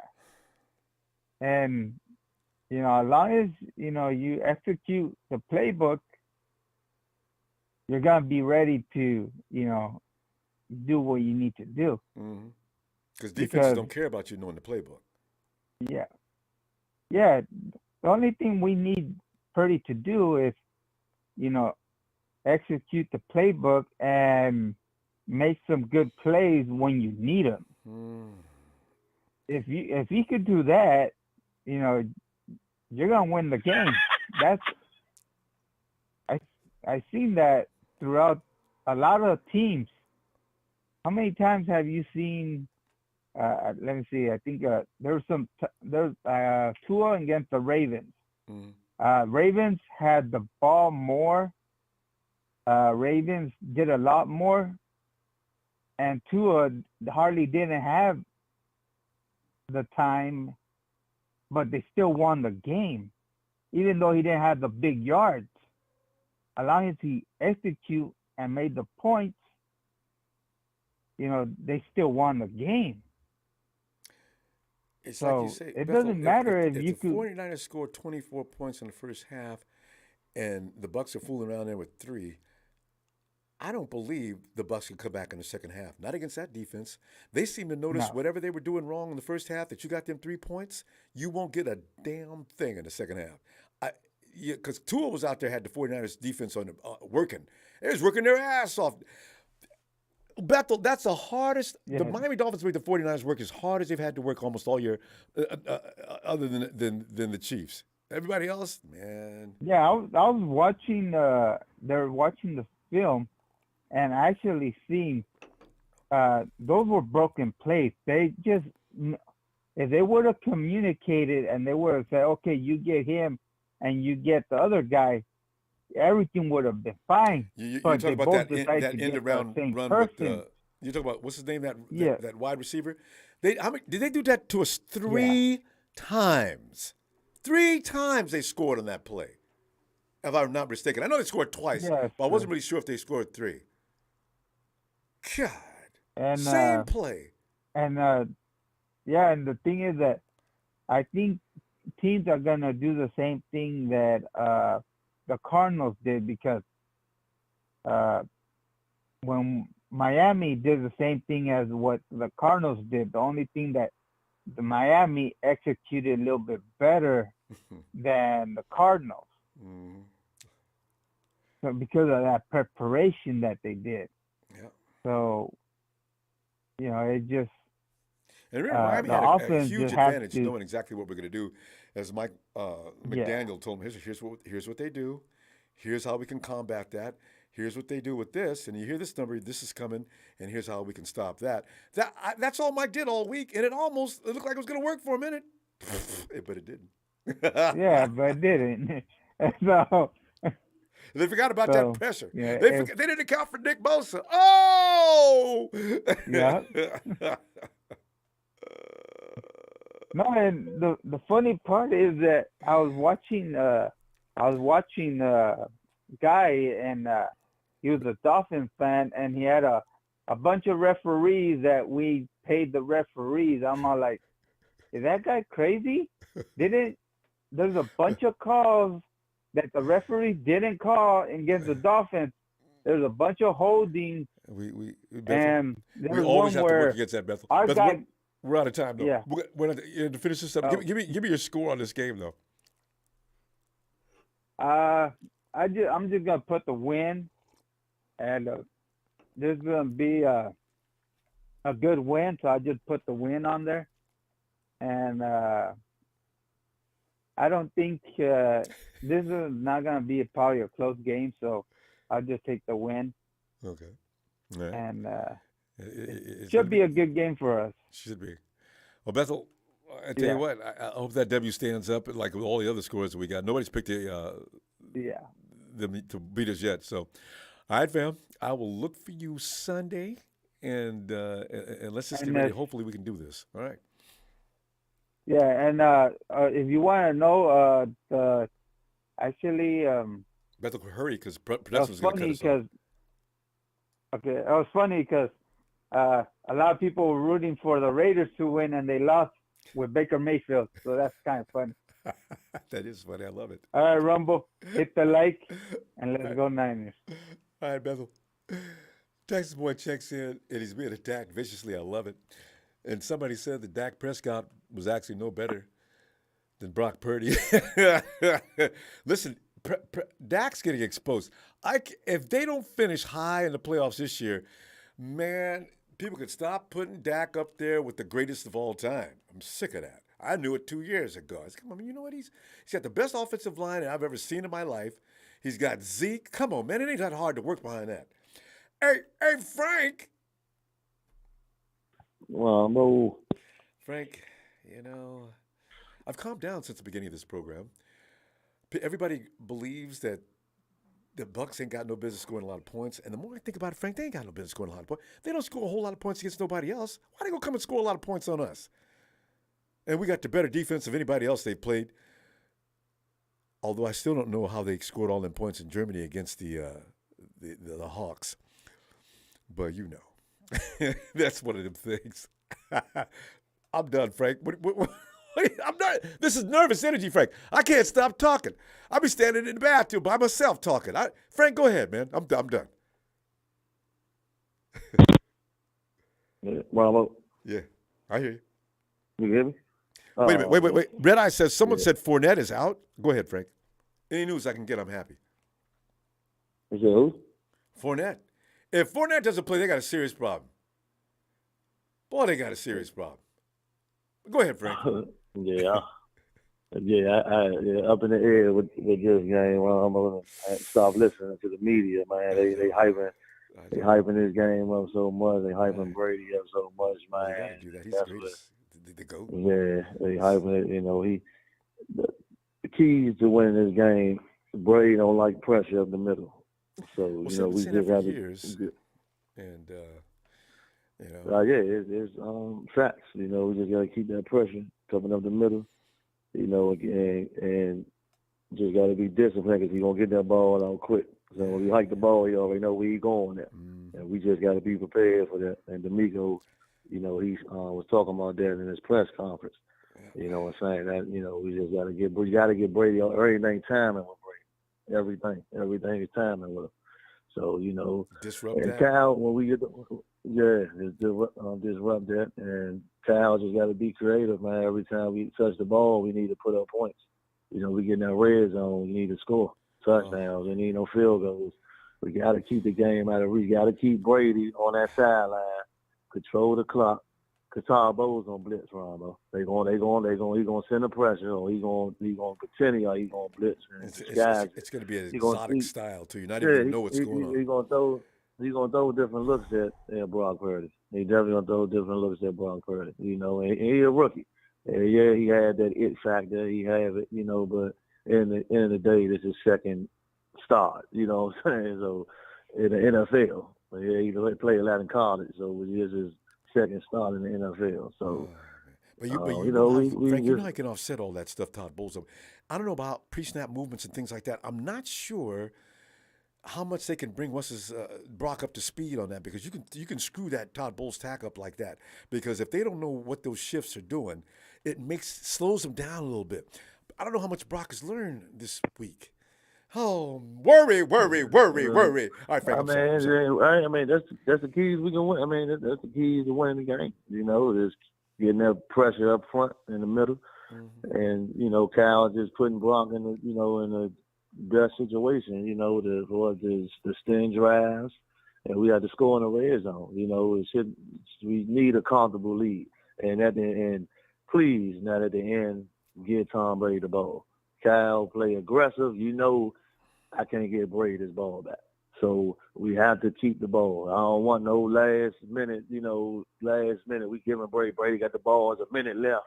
And here go vintage Brady. You know what I'm saying? Like, we don't need none of that. Our defense is great, but all Brady needs is the ball is in his hands at the last minute, and he'll march down, and that'll be history. He did against the number one defense. Only Brady can do it. That'll be, we don't need that. So, Kyle, keep that man on the sideline. Keep Brady on the sideline with his helmet off, and he throwing the tablet down, and he kicking and yelling. Keep him just like that. That's exactly how we need Brady, just like that. And we need to send drives, man. Brock, that's what we need. Brock, man, it ain't open.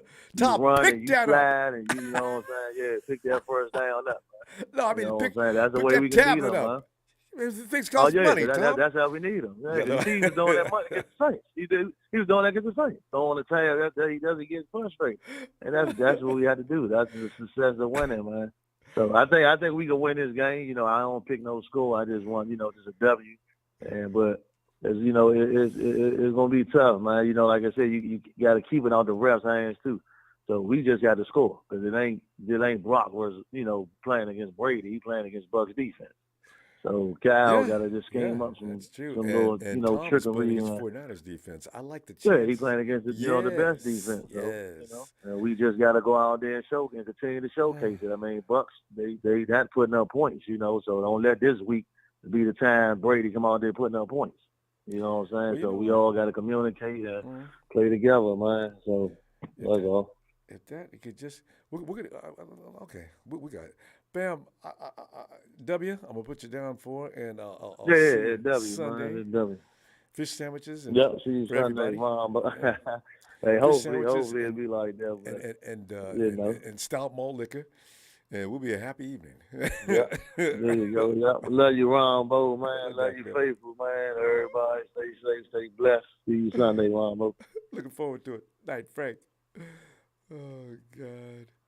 Reminds me, man, my little brother came to my house one day, and I remember he got a phone call. My mom called, was bothered about something. Tom Brady throwing them tablets on the floor. He was sitting on the phone, mama. And he took the phone and just threw it up against the wall. I was sitting there in shock. What the hell's wrong with you? Man, look at my wall. Wouldn't that be funny if they went over and told Tom, listen, Tom, them tablets, we're going to be the bill at the end of the season. You know what? You know how many tablets you've done that to this year? Over $1,000 worth of tablets. Hey, Nudge. What's going on, Ronbo? Nudge, man. I'm just sitting here tripping, man, because, like, you know, I'm wondering. We was looking for you the other day, too, because I always like to hear from you. Nudge, you have a very calming voice and style. So I'm glad you made it in here tonight on Friday night, because the last time I get a chance to calm down. You know what I'm saying? So, Nudge, I know you ain't worried about this game. What's going to happen? Well, I say not at all. I say we blow them out 27-10. Remind me of Chill Bill Phil. Oh, tell me more. Because you gotta say when do they usually score? Fourth quarter, last minute. I hope they do wait, and we got about 30 points, or at least near that. Yeah, we don't. I'm about saying after halftime, we don't let you score the ball. Oh, so I see what you did there. You're right. If you don't score any points in the first half, you could forget it in a second. Good rings. See what happened to the Saints. They ain't scoring. I mean, it's the Saints, but they ain't scoring the first half. You see, they ain't scoring the second. And a bunch of other teams, too, before we got to the Saints. Yeah. Wouldn't it be something?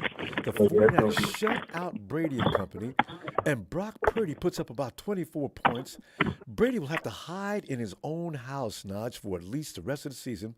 Tom, you came back here for what? Your wife left you because you decided to play football.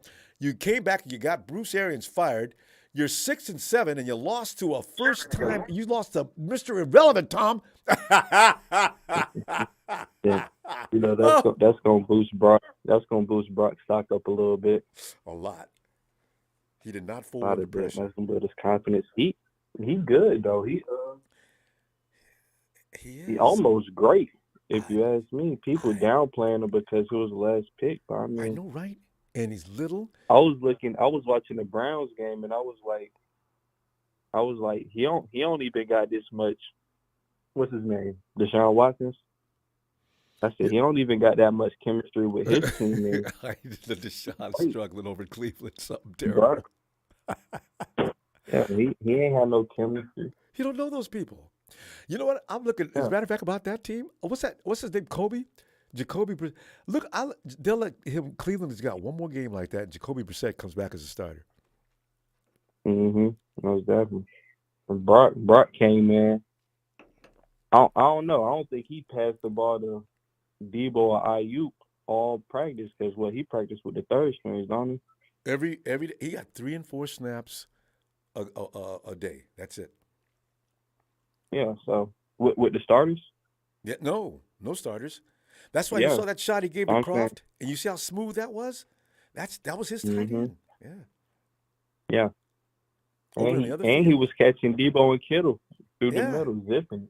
Good time, perfect time, and he don't even practice with him. Right?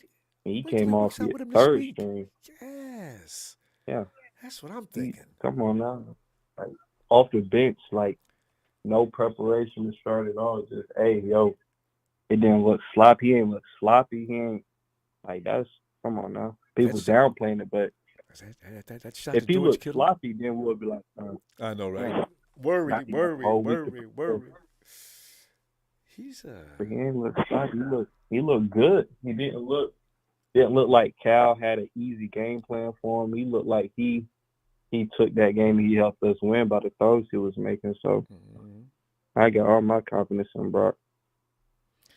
Nudge, I'm looking for that trick play with Ayuk, and Kyle might be scared to try it. Ayuk and Max C. There's actually Ayuk's deep downfield. Wait a minute. We've seen this before. The Bucs have been fooled. See it back. McCarthy cuts it launch. There it goes. Oh, it's a touchdown. And Kyle Shanahan may have used that trick for the last time this season. I can just. Ooh, I'm going to just lose my mind if they pull that number off or some other trick play. And they can do it this week. They might as well. Bucks don't know what's coming. And not only that, they was sending a blitz at Brock, and he still dope. They was sending a blitz at him. Like, you coming off the bench, you never played with these starters before. You never had this center. I don't think the center ever snapped to him before, have you? You know, that's a good question. I don't know. But playing under center, getting blitz, getting thrown in the mix. Come on now, that's great. That's what I'm saying. People downplaying it, but that's great football. You can't get better than that. And Notch, a whole week of first team reps. I wonder what it looks like. Yeah. Notch, what do you got for a score? Oh, yeah, I said 2017. Okay, they moved out of my vision. Yeah. Notch, I tell you what, as I say, your calmness, it rubs off. I'm going to see you Sunday, and I believe everything you said about Brock is about to come into fruition. That 27-10 looks good to me because I don't want Brady anywhere near winning no game with no 1 minute and 30 seconds to go. I'm just giving him 10 because it's Brady. That's the only reason I'm giving him 10. You can't shut him all the way out, but you better. Boy. Yeah. All right, fam. I'll see you Sunday. All right, that's cool. Night, Notch. Oh, man. Howard, bring my dog. Bring my dog in it. Howard. Roof. Roof. Man. Howard. Ha, ha, ha. He does that so well. Get that chihuahua with me. I'm more afraid of the little chihuahuas than I am any other dog. That's what the teams are saying against Brock Purdy. I thought that was Howard on the phone. I guess Shabbat, the great Bazili. Ronbo. Boz, we've been waiting on you, man. Boz, I already know how you're feeling because Boz don't get shook up. Chill Pill Phil came in and said it's going to be a blowout. Oh, Eddie, who else said that to? So we got two people that say, Ronbo, man, you tripping, man. They're going to get beat up. Ronbo. Yes. Ronbo. Yeah, I'm listening. I've been telling you all week I got my score first. 9-31, Tampa 17. A lot of y'all mind talking about Brady going to do something. Brady going to be throwing tablets, breaking. Then in the middle of the field, when he talks to Brock Purdy, he's going to pat him on the chest. Look, all y'all take notes of this. Before he shake his hand, he's going to shake him on the hand and pat him on the chest. When he pat him on the chest, that's going to be the transfer of energy. Of power, yes. Okay? Mm-hmm. That's going to be Brady stole the GOAT's power when he was at the NFC Championship game, okay? When he was a little boy, okay? He's from San Mateo. Yep. Brady's going to transfer that power. He will hit Brock Purdy in the chest. Mark my words. This is the signal sign. I want y'all all to listen to the great Bazzini.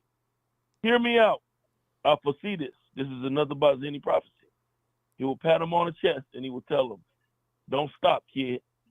The transfer of power will happen at that time. The score will be 31-17. Bazzini calls it again. Give me my flowers while I'm here. Okay, I'm telling y'all. If they put up 31 I'm telling y'all. If they do pull up 31 points, everybody says, well, the Bucs defense isn't what it should be. They're going to give every excuse and reason. But quite frankly, they're going to have to at some point realize that Brock Purdy has a lot of experience playing this game. What we see this Sunday could be the result of having all that farming before he came in. I really, what I saw Sunday, I was worried, but as soon as I seen him hit George Kittle in the chest with the perfect strike under extreme pressure, I think what the dude had one part of his body, and he still delivered. What? Damn. Bo, that was special. That's it. I got 2 more games for y'all.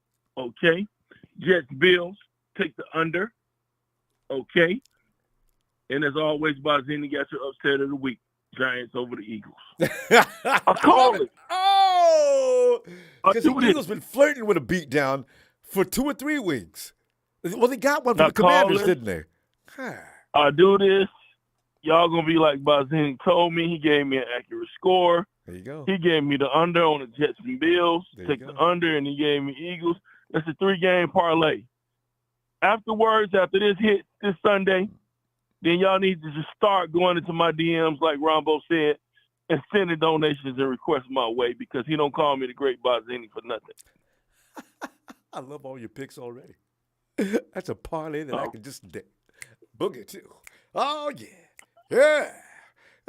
Hey, Ronbo, I'm flying out in the morning, and I will be on hand in Santa Clara, and I will be posting Brock Brady's touchdowns, screaming touchdown 49. Hey, you know what? I tell you what. You bring all the mojo. Hey, you don't have no folks in Louisiana, do you? You know. No. You know, voodoo them people, man. My grandmother, she had some things that were hilarious. But you know what? I got to tell you, I don't want to scare nobody, but some of them things that she was doing, boss, I'm serious. Don't ever say nothing bad about voodoo. Okay, Ronbo. Some of that stuff is real. We'll do. I ain't saying nothing bad about voodoo, but I'm going to tell you what Brock do. 3 touchdowns, 300 in the quarter, okay? 325, 3 touchdowns, okay? No picks, and Brady will pat him on the chest. And when he hits that boy's chest, you're going to say, Barzini called it, he called it. And I will be calling you, Ronbo, on my way back to the airport. All right. So I'm going straight to the airport after the game.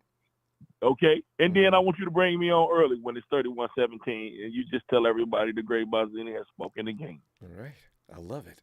Shout out to production. Forward to that. Shout out to my people in New York, my people in Memphis. Shout out to my man Leon and SoCal, and as always, I end it with bang bang, not a gang. Gang. Bye. Okay, go. Peace. Hey, Godspeed with your fam. I'll see you Sunday. All right. See you Sunday, Ron. Bye. There he goes. The great Barzini. And, fly guy, get in here. Fly guy. It's good. You tell you what, I have been catching a whole lot of heat behind a little conversation last week, right? Or earlier this week. And I stand by what I say. Fly guy, you are no racist. I don't care what anybody says. Fly guy, here's what I want you to remember, though. Because I know some of this is my fault. You feel very comfortable talking to me, and I realize that. But you probably forgot we have people watching that are waiting to jump judgment. They don't know you like I do. You've been calling for, a couple of years already? So you got to remember, you've got to be careful what you say, because I know what you meant when you said it. But you got to leave colors out of it, because there's a contingent of people on Twitter that wait for me to step out of line because of my support of Jimmy G. So I just ask that please don't let that happen again. Because and you can explain further if you want to, because you explained once about this already, but go ahead. No, you said it word for word. Like when I thought about it, I was like, I admit, I'm like, oh, I think I did make a mistake, because when I really thought about it, I was like, when I'm on the phone talking, it feels like I'm talking to a homeboy, but not realizing there's hundreds and hundreds of people listening, that different kind of people. So you don't want to address a certain people and make them feel some type of way. Mm. So you just want to use the word wisely, or you phrase it different. If I don't phrase it different, it would sound the same. Because, even if we were sitting and we was probably having a conversation, you said that, I just want to say, I would just looked at you, Flagger, what is that about? Are you serious? And then you would have explained it, and we would have went back and forth a minute. But as far as you having hate, I'm sorry. For those who believe that Fly Guy has hate in his heart and been calling for 2 years to a black show host, is a racist, I'm sorry. I cannot accept that. Now, Fly Guy's been given a warning like we do with everybody else on the chat that says something racist. We give you one warning. Fly Guy's been given his. For those that said I condone and I want to supply a vehicle for racism, know this. That is emphatically wrong. Like, go ahead, babe. You want to talk about football now? And one thing I noticed too is the quick to judgment. Like when I said something, it's like y'all push it to that situation. Nobody probably even noticed that I said anything like that was like, oh, this, that. It's like when you say, oh, and then that's when I went back and really watched it again, I'm like, it's because everybody was saying this, that, but they push it to that situation because when I talk like maybe raw. Sometimes it come out raw, but most people talk proper because they professionals.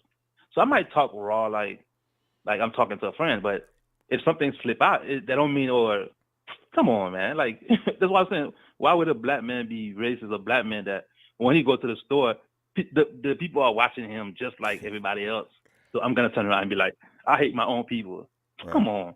It's like we push it to that situation. They don't even have to go there. Yeah, no, I've heard worse, and not only about football, but other things from black people saying things about other black folks. It's not, it's not unusual. But in a public eye, people who don't know you, you get fried. So anyway, now I'm think before you speak. I phrase it the one way. I put it to with a group of people instead of saying a style of QB. That's what it was. It just came out raw. It's like, but I didn't. People were saying, talking. I didn't even care because, I didn't even care what they were saying. It was like a bunch of jokers in the chat. I'm not listening to that. But I know I made a mistake because I realized there's a different group of people that's listening. It's like sometimes I feel like I'm talking to. I'm like Ronbo. I'm talking loose, and something will slip out. I knew. That's what it was. It's like if you're a racist, I would recognize it a long time ago.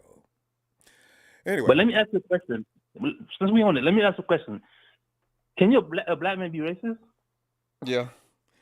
I have a cousin that's racist, not against black people, but everybody in general that's not black. He bothers me too. So you know what? I have no time for racism, no matter what. And I don't care what color it is. People don't need to be talking about other races just because we don't have any choice. When we're born on this planet, we didn't get to pick it.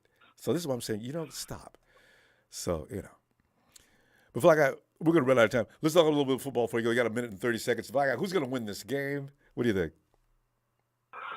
Like I said, I did say 49ers going to blow them out, but I kind of backed down a little bit because Brady wanted revenge, and he's playing the 49ers. I say it's not going to be a blowout, but we'll win 24-10. See, that's the same score. Brady and company are not going to score over 17 points. I don't believe it either. I really don't. If they do, I'm going to be laying on the floor, and all you're going to hear is my voice. Because, we'll see. All right. Well, Black, I tell you what, we'll be back Sunday looking for this game, and we'll see if you're right. All right. Night, fam. Yeah. Well, there it is. Hey, Terror Dome. My man, Ronbo. What's going on, man? Terror Dome, man, man. This game is like. I'm so glad I was after Fly Guy. I hope he's listening right now. Fly Guy, you're the reason. You're the problem. Exactly. Everybody heard it. Everybody saw it. You're Clarence Thomas in it. You're Jason Whitlock in it. And I hope, and you deserve everything that's coming your way, young man. You deserve everything that's coming your way. Allow me 120 seconds, Ronbo. Let me calm everything down. Hey, man, how's everybody doing out there in Ronbo land? Let me go ahead. You got Ronbo. Let me throw some. You got it. I didn't know. Go ahead. Just give me 120 seconds. Let me just throw some parallels at you. Let me throw some parallels real quick. Ronbo, when I'm looking at a quarterback, I'm looking for triple C's. I'm looking for command, control, and confidence. I don't know if y'all heard the presser earlier this week. But CMC said when he arrived in San Francisco, it was one Brock Purdy who helped them go through every play, every nuance, everything from the Speedo concept to the Yankee concept to everything that got him ready to get on the field in Kansas City. That's showing me command. Control is how you control your emotions during the thick and the thin. The Miami Dolphins were throwing everything but the kitchen sink at this man. They're run by Josh Boyer. Josh Boyer is a New England guy, coached by, he was an assistant with the great Bill Belichick, never taking nothing away from Bill Belichick.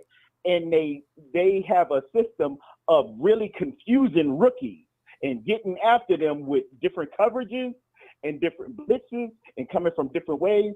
And I got to say, my man, B-Rock, I call him B-Rock now. B-Rock handled that pretty masterfully. Confident.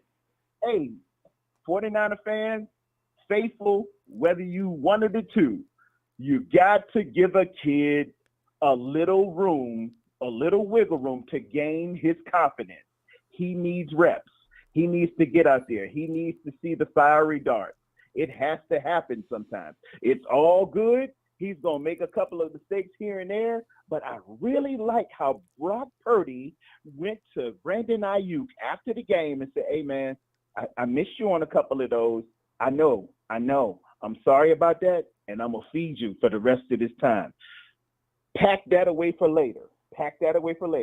In order for us to beat the great Tom Brady, and I say the great Tom Brady because I got all respect for Mr. Tom Brady. He's the greatest that ever did it. If you talking about something else, you lying to yourself. I am a Joe Montana fan, and I held on like nobody else's business. But I want everybody to go to Tom Brady's records as he stands right now in statistics and rings.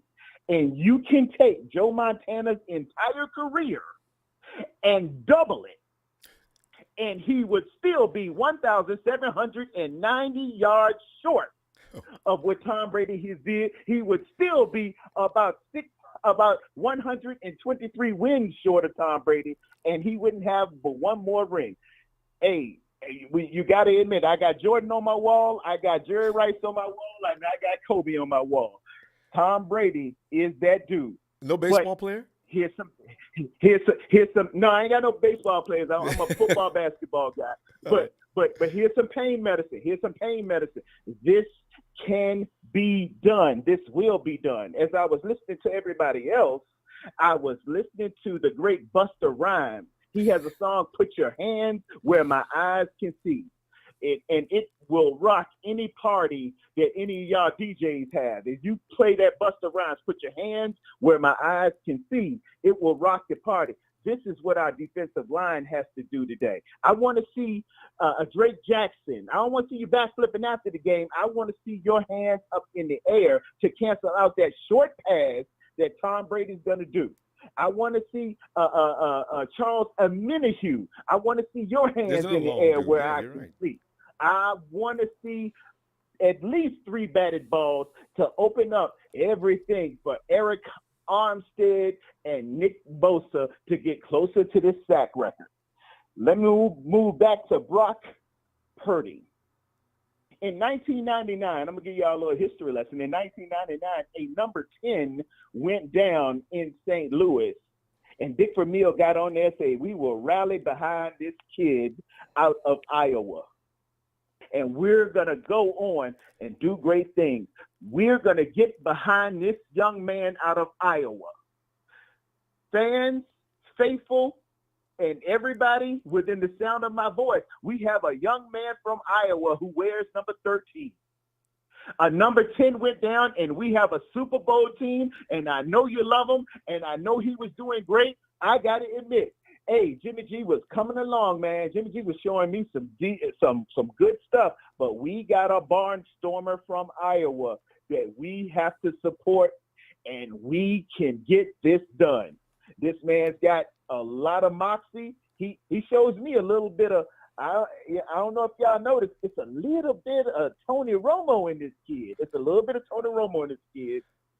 And let's be like Phil Jackson in 1992. Give the ball to Jordan Mason. Give the ball to Jordan. Phil Jackson never gave the ball to Cartwright. He never gave the ball to anybody else. He ain't never gave the ball to Kid. Get the ball to Pippen's Jordan. still mad about that. That dude averaged 7 yards a carry every time I watch. I don't know what it is, but between the tackles, this dude running with his hair on fire. He reminds me of Marion the Barbarian. Get the ball to Jordan. Lastly, I'm going to leave with this. Okay. I'm looking at that offensive line of these Tampa Bay Bucks.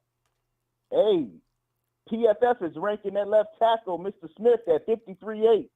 The left guard, Barrett, at 63.1. The center, Hainsey, at 68.4. Oh. And the right tackle, Josh Wells, at 60.4. Oh. I'm all ready to predict that our Nick Bosa, number 97, is ready, willing, and able to have 3 sacks against the very statuesque Tom Brady. And stop getting on that man about a divorce. Jerry Rice got a divorce. Michael Jordan got a divorce. Everybody gets a divorce. It's all right. And if y'all want to check out who Tom Brady dating now, there's a young lady named Veronica Rajek. That's Rajek. Check her out. And the man might have upgraded. I'm going to leave it at that. Giselle's already dating too. Well, they couldn't wait. Tear Yeah, she dating, but Ronbo, we won't know the name of that dude that she dating, but you will know who the GOAT is dating, and you go. It's a little different. It's a little different because as Shaquille O'Neal said, hey, 45, hey, 35. You know what I'm saying? Yeah. I love you, Ronbo. Thanks for your platform. You the dude, man. You the dude. Thanks, fam. Hey, did you give us the score already? The production, Mister? What did you say it was going to be? Oh, I'm sorry. The score will be 27-13. All right. 27-13. Couple of field goal kicks. Yeah. They're gonna get one in there somewhere. You know, I ain't gonna disrespect Julio Jones. He's given the game a lot. He's a future Hall of Fame. I ain't gonna respect Godwin and his speed. Yeah. I'm a little concerned about that tight end, but he drops a lot, and I'm predicting some fumbles and an interception. And we really got to go, fam. You know, I love it. Let me see you Sunday, okay? I think production got you. Tear Sunday, fam. All right. E, come on in, E. What do you say? E, you told me your name is your name Eddie the 49er? Eddie 49er? E. What? Who? Eddie? Somebody sent me a message in Twitter said, "This is E. What? This is just a name you use on your phone. Maybe okay. No, maybe it's E Nice. Oh, it's E Nice. Oh, okay. Yeah, I usually send the texts out there, but I'm not on my tablet right now. Well, E, talk to us about this game, man, because it's been a nervous mess for me. A lot of people are feeling confident to the point almost cocky. There's been a blowout predicted, which I want to get behind that so bad, because I didn't think it was going to blow out the Dolphins either. So but hey, what are you thinking? Same thing. I didn't think he was going to blow out the Dolphins, but our defense did a great job. I didn't think we could. Purdy. That's what was worrying me more than anything else. Can we stop that Dolphins offense? And boy, did they. That's right. Beat Tyreek Hill, that cheetah. Damn, just beat him up. And Cheetah, right? That's him and Waddle. Yeah. My God, that's a difficult combination. Stopped him.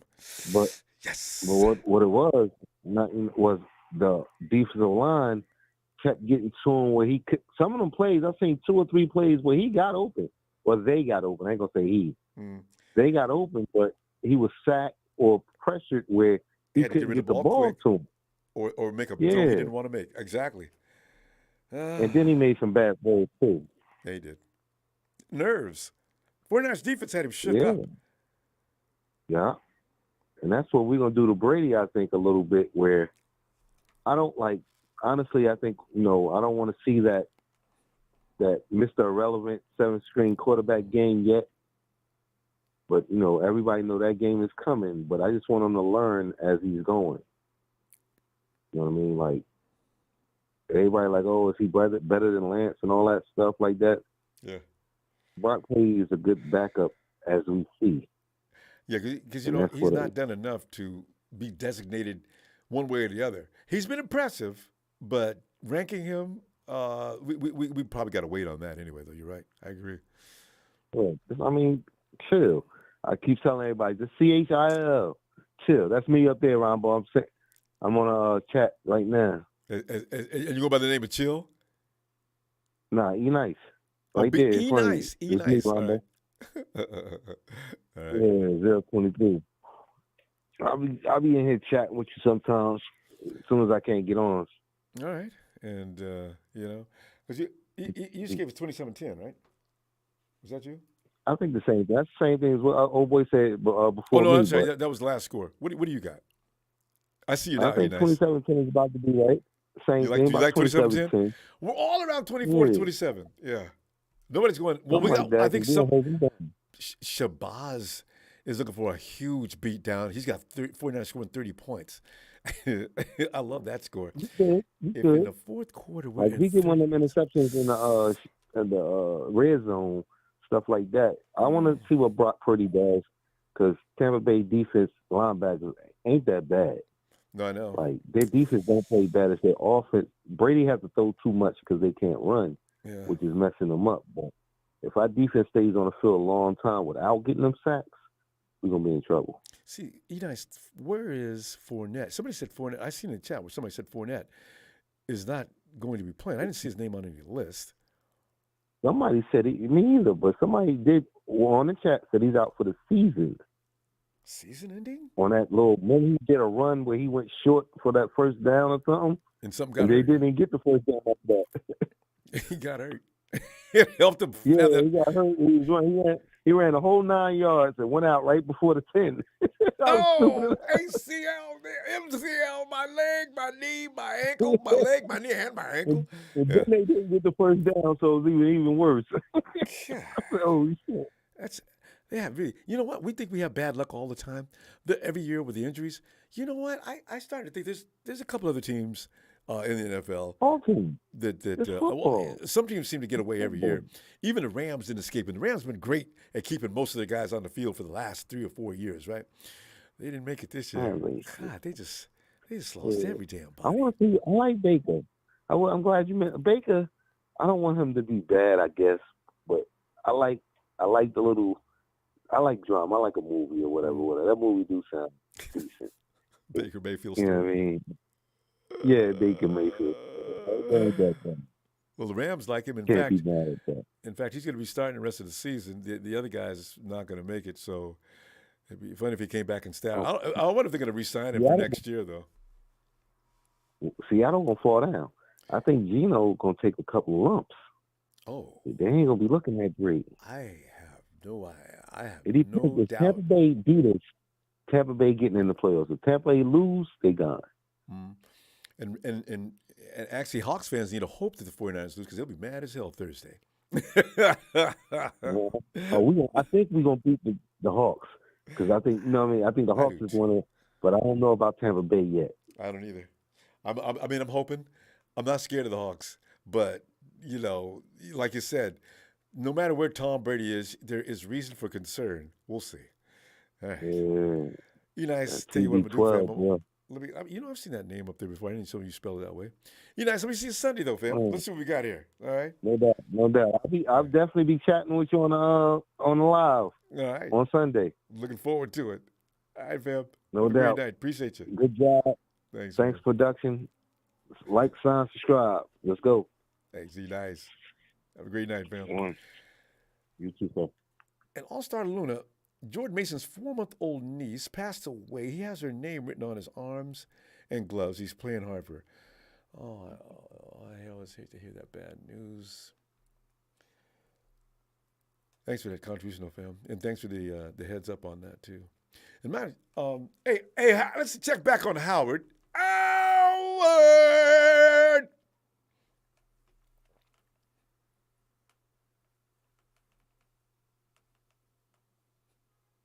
Howard is never late. Howard's not. He's not available. Hey, yo, Levi. Levi. Yo, what's up, Ronbo? Levi, we're sitting here going over the scores and predictions for this game, as this is that group hug, that candlelight vigil before the game, all that fun traditional stuff. Levi, your thoughts on this upcoming game that we need to win, just so we can just relax for a minute until Thursday, anyway. Because I don't want to lose to the Hawks. I don't know which one I don't want to. I can actually respect the loss to the Bucks, but the Hawks is unacceptable. Okay, Levi, let me stop. Go ahead. All right. Well, Ronbo, really, it'd be great if we win these next 2 games. Thank you. If we do that, then we'd be locked for the 3rd place. Pretty much. Because Seattle, they won't be able to go higher than 10-7. Because they got to play Seattle. I mean, not Seattle, but they got to play Kansas City. Yeah, so even if we beat both of them, it wouldn't even matter. They could beat Kansas City. It wouldn't matter because the best they could get will be 10-7, and we'll have the tiebreaker. So we will beat them. And the same thing with the Bucks. So that means we'd be locked at least into 3rd place. And I think we've beaten all the fun there. Yes, indeed. Yeah. Yeah, that's it. Yeah.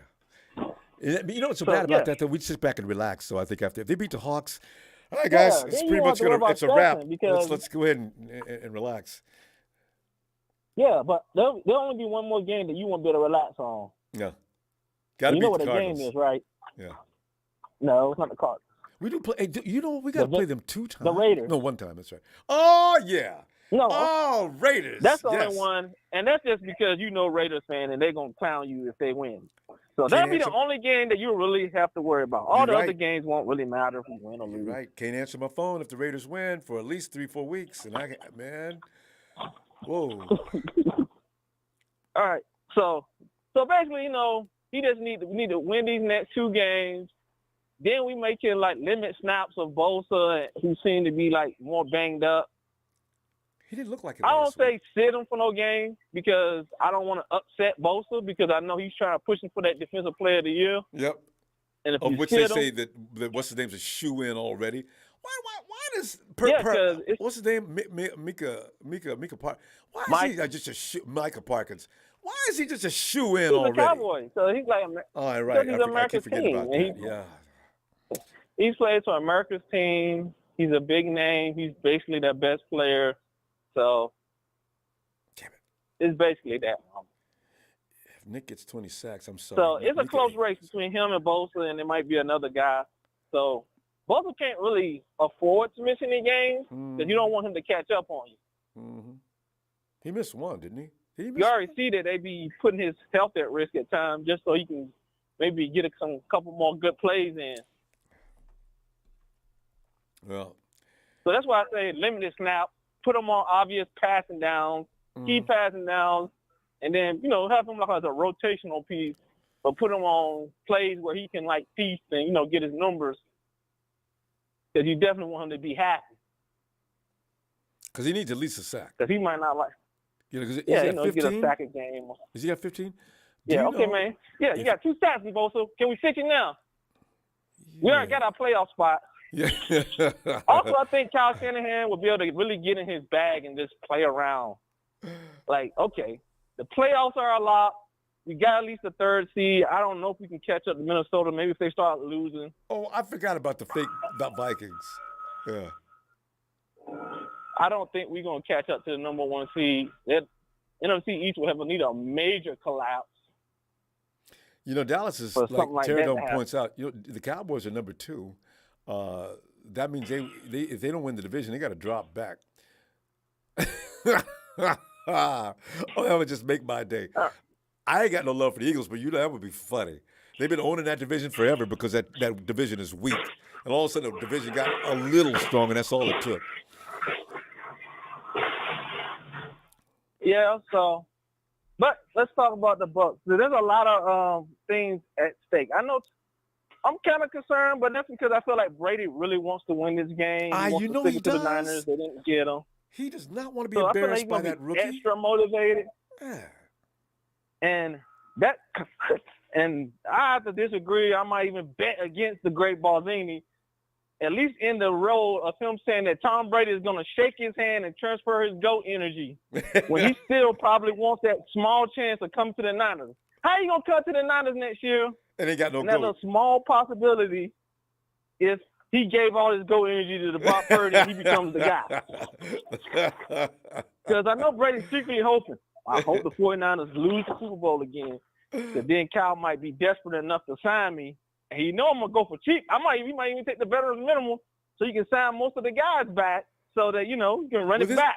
Hey, Levi, with his endorsements, hell, I'll play for free, guys. Just let me play. Well, no, you got to at least take the veterans minimum. Oh, yeah, that's good. The He players has will to get be more like compensated, it. yeah, he's going to take at least 10. He said, give me Jimmy's contract. that incentive contract. But then, if he I'll does, do something even rarer. I'll he's gonna actually mentor. And he may be an athlete mentor. Okay.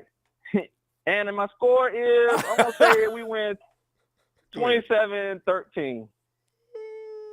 You know what? Because I think we need to get.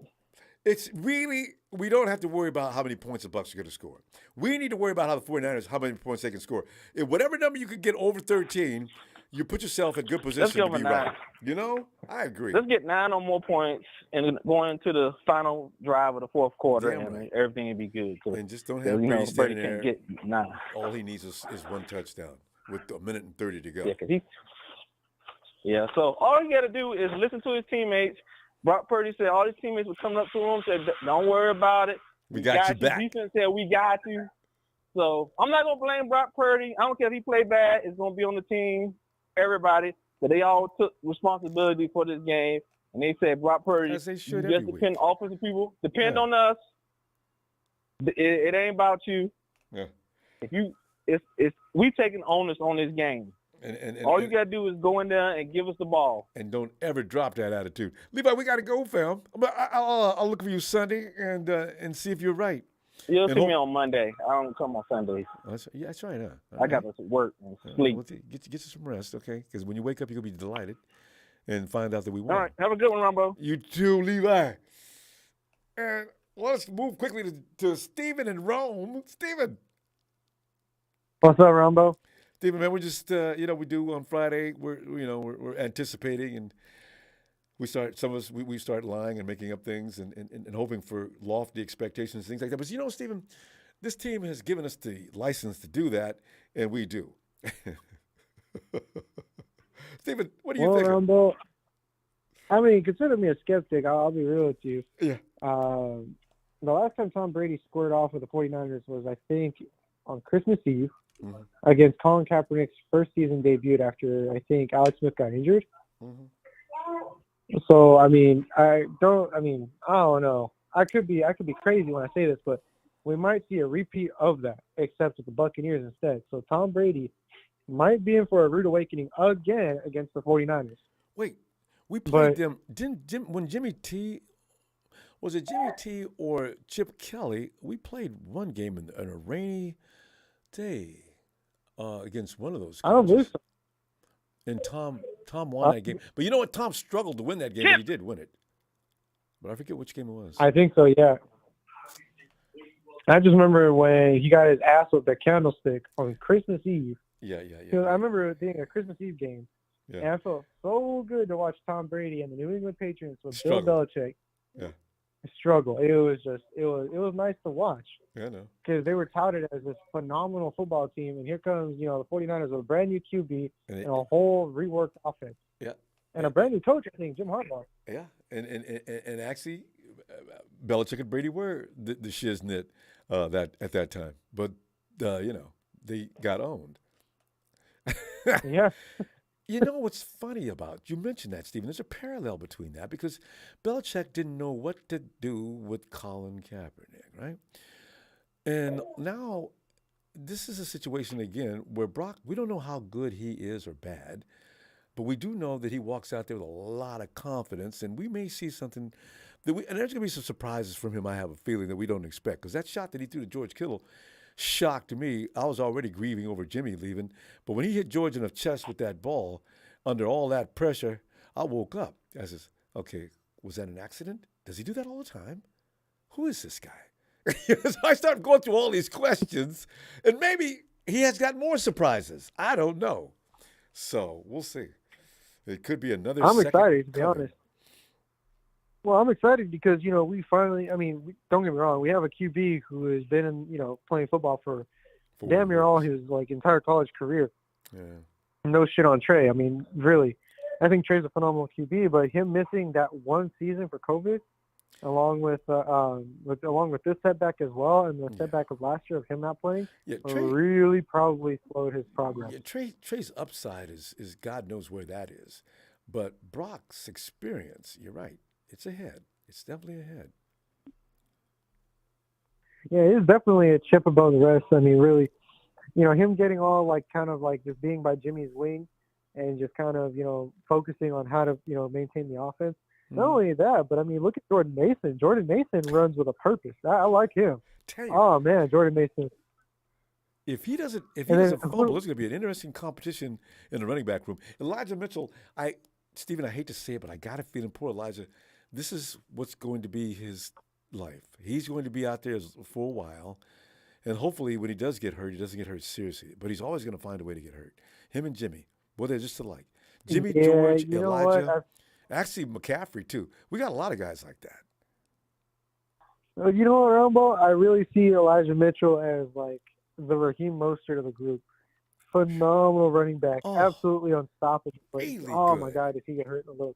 Always those kind of players. It's it sucks, man, because you want what's best for Elijah Mitchell. You want what's best for the team. Yeah. So it's you want everything to just kind of go right, but unfortunately, it's just that's the way the 49ers are.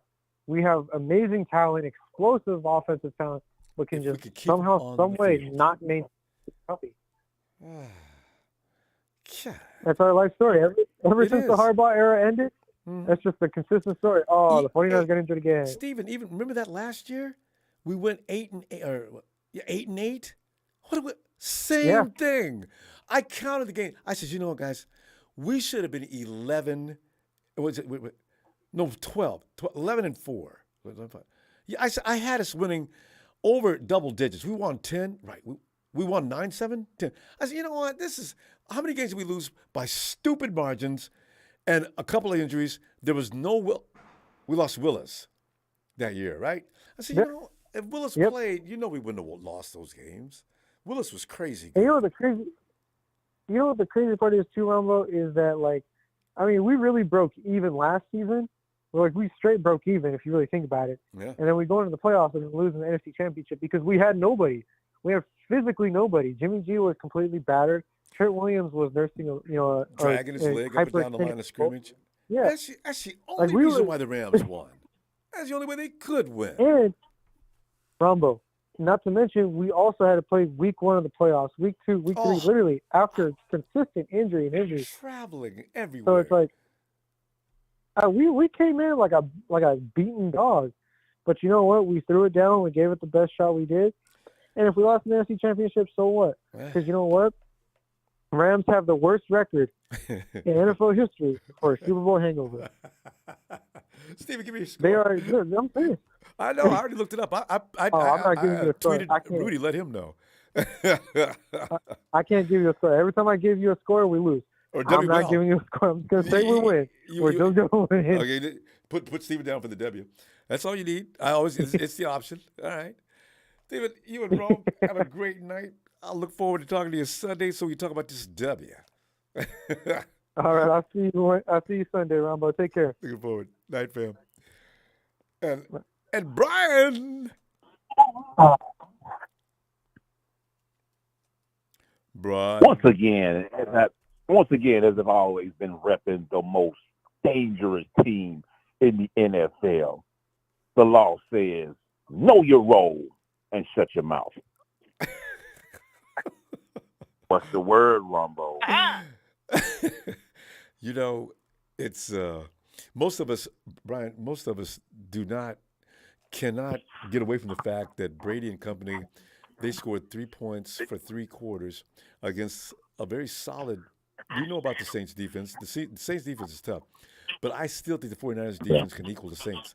Now, if Tom and company had that much trouble against the Saints, I don't see them going buck wild on the 49ers either, man. Okay, so Yeah. and I don't see us having the need to score any more than 21 points or 24 points to win this game. But maybe I have to give enough respect to Tom, the Bucs defense. So what are the criteria that you've got lined up to give us a win or loss? I would say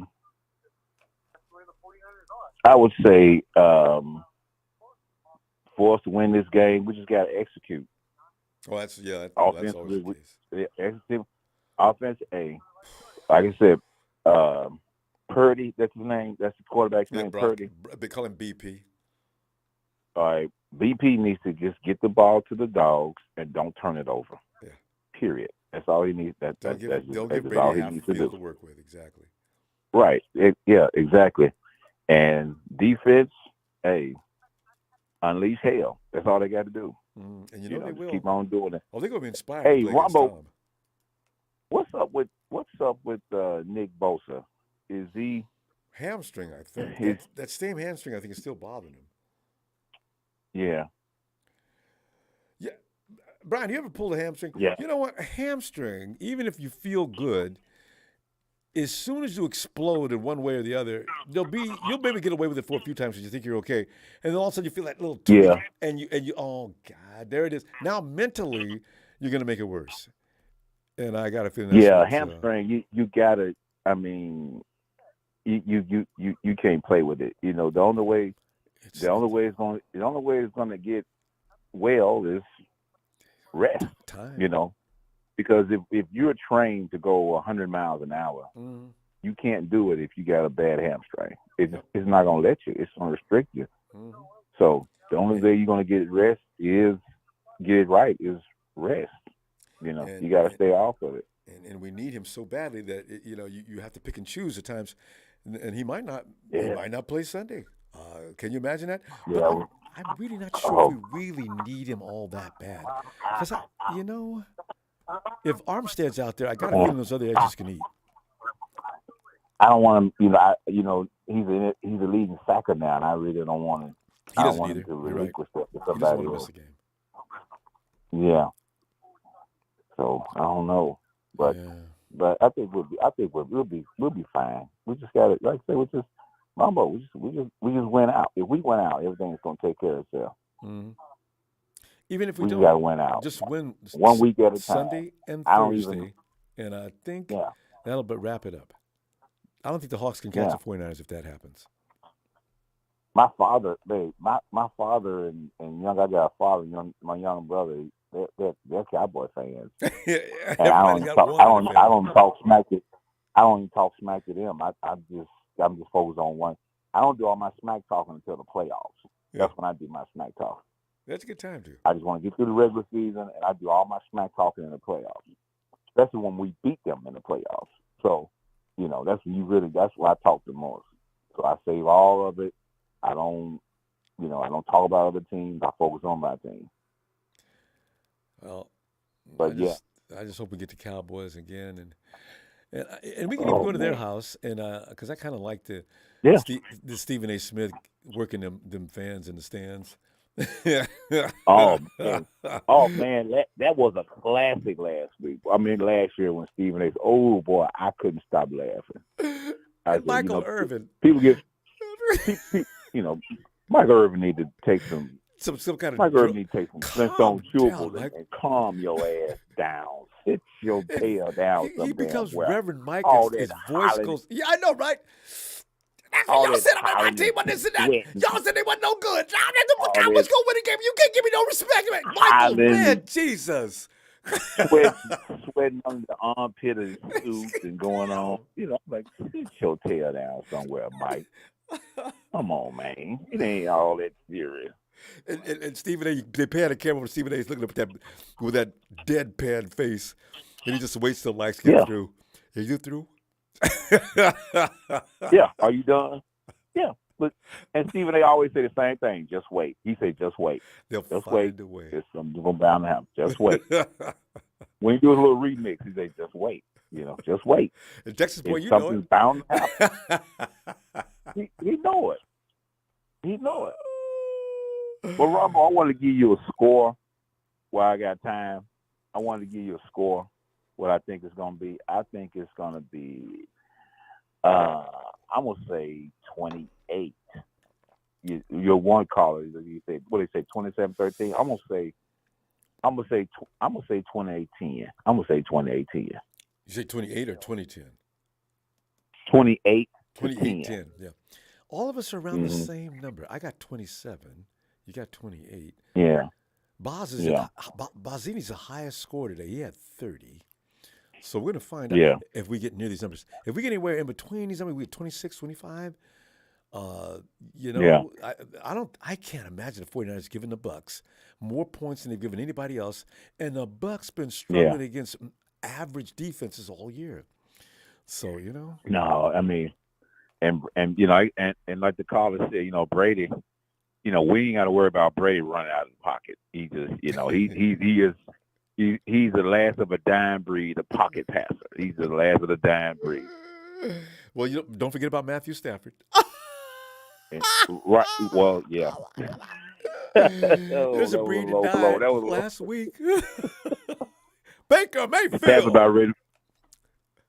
Stafford about ready filling his retirement papers. I give him 2 years max. And how long is that contract?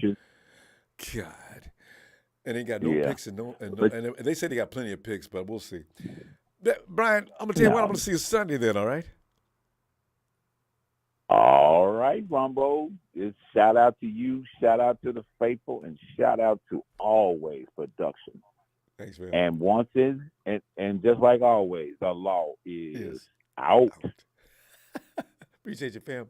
Can't wait till Sunday. I can't wait to just get to this game so we can get this over with. I feel like I'm going to the dentist to get some teeth worked and get that. That doctor's gonna bring that needle over to my mouth, and I know.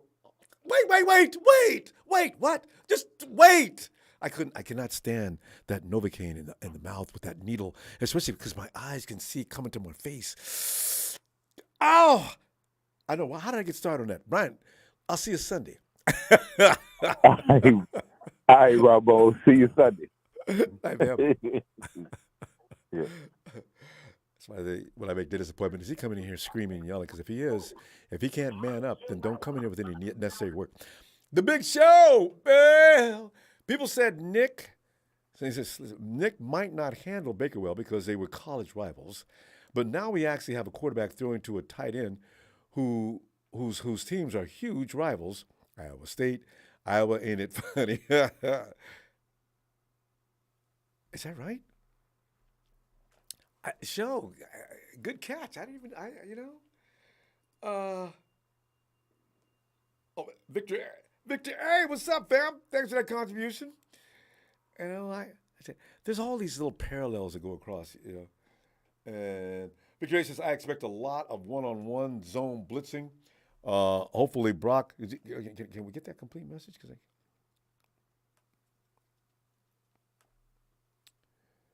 Yeah, probably not here. It's not over here. Huh? All right. There's a new. They put the. Okay. Anyway. Oh, there's Victor right there. I expect a lot of one-on-one zone blitzing. Hopefully, Brock can make the right reads, but I have us winning 23-13. And Victor, I hope you're right. We're all of us expect at least 20-something, except for Bozzini, who's got 30. But that defense is nasty. They start blasting people there and picking the ball up and running in the end zone, and the INTs. I mean, Brady's not the guy you're gonna INT a lot, but he isn't INT proof. He does. Big Bill. What's up, Ronbo? Bill, we're sitting there trying to figure out what we're going to feel like here, and we're hoping what we feel like is winning. Go ahead. I want us to win, but that's what I'm going to say. What I'm going to say, because each time I say, we end up having a W. So. Okay. You got bad news. That's part of the reason I'm going to actually and see if it's there. I don't want to be right, but if you guys make me right. Shame on you if you make me right when I'm about to say. I want to see a win. He's a rookie. They're saying all these great things, but before we go there, I want to go over to touch a topic on the Rams. They beat the Raiders. I'm sure we can beat the Raiders, so there's no reason to worry about the Raiders. Okay. Well, just the embarrassment of losing to them. go, That's the pressure. Yeah. Right. If they go and lay an egg in Seattle, then and we lose to the Raiders, and we need to really check to see what's up with our team, on that. But I don't think it's going to happen. I think Seattle will lose to the Rams, though. That's the funny part. So there's an L for sure. Wait, the Hawks have to play the Rams again this week? Yeah. this season. They got them one more time. Where are they playing? They got them one more time. Are they playing them in Seattle? I don't know. I have to look that one up. You know how much playing in Seattle is it automatically gives the Hawks at least 5 to 6 points. But Baker's trying to prove himself, guys. But remember? The refs don't care. They will lie. They will cheat. They will steal that victory away. You know what? How many times have they done that to us? Gene D, you know it's true. Don't say nothing. But they're favoring a lot of the Rams. I think this is more of a storybook for the Rams, how Baker comes in and they don't lose no more games the rest of the season, and the Rams, they finish off their season with a bunch of wins. And get hope for next season. They got momentum going into 2023. Oh, yeah. Where they can boost it. So if I see the refs throwing a game, it'll be for the Rams, not for Seattle. Well, I hope so. So there's an L for Seattle right there. And then they're going to lose against Kansas City, and that's another L for Seattle. So there's at least 2 L's for Seattle. I'm not even really sweating on the Seattle, what they're doing. And then they face us. That's an L for Seattle. There's 3 L's for Seattle. Did they even make the playoffs? I don't see how. Maybe it's a wild card. I'm looking for your favorite team, the Dallas Cowboys, to fall right out of the playoff picture. That would just make my year. Hey, my favorite team is the team I like to see us whip on. I want him to go somewhere so we can just yank the hope out. Just get this amount of hope that our teammates doing good, and then they got us, and that they're celebrating. We got the Niners, and then all of a sudden they're becoming couch bowl contenders. I want them in the NFC Championship. I want the Cowboys in the NFC Championship where they're couch bowl contenders, where when they know that they're one game away from the Super Bowl and that we ain't nobody to them, and then all of a sudden we eliminate them, and they were so excited to face us, and just have that just yanked right out from underneath them. That would be so sweet. But with that being said, I don't think our playoff hopes are out. I don't think we're going to be eliminated out of the playoffs. But what I do call is basically what I'm about to make a call is each time I make this call, we end up winning the game, and I'll make that call like towards the end, time, and I'll give the score. But like I said, I'm not worried about Seattle. I'm not worried about the Raiders. So that's just by the time there'll be some things on sync. I think Purdy's just still learning the system, and they're hyping him up a little too much. And I hope it ain't going to his head, but I think it's going to go to his head in this game. And I'm calling.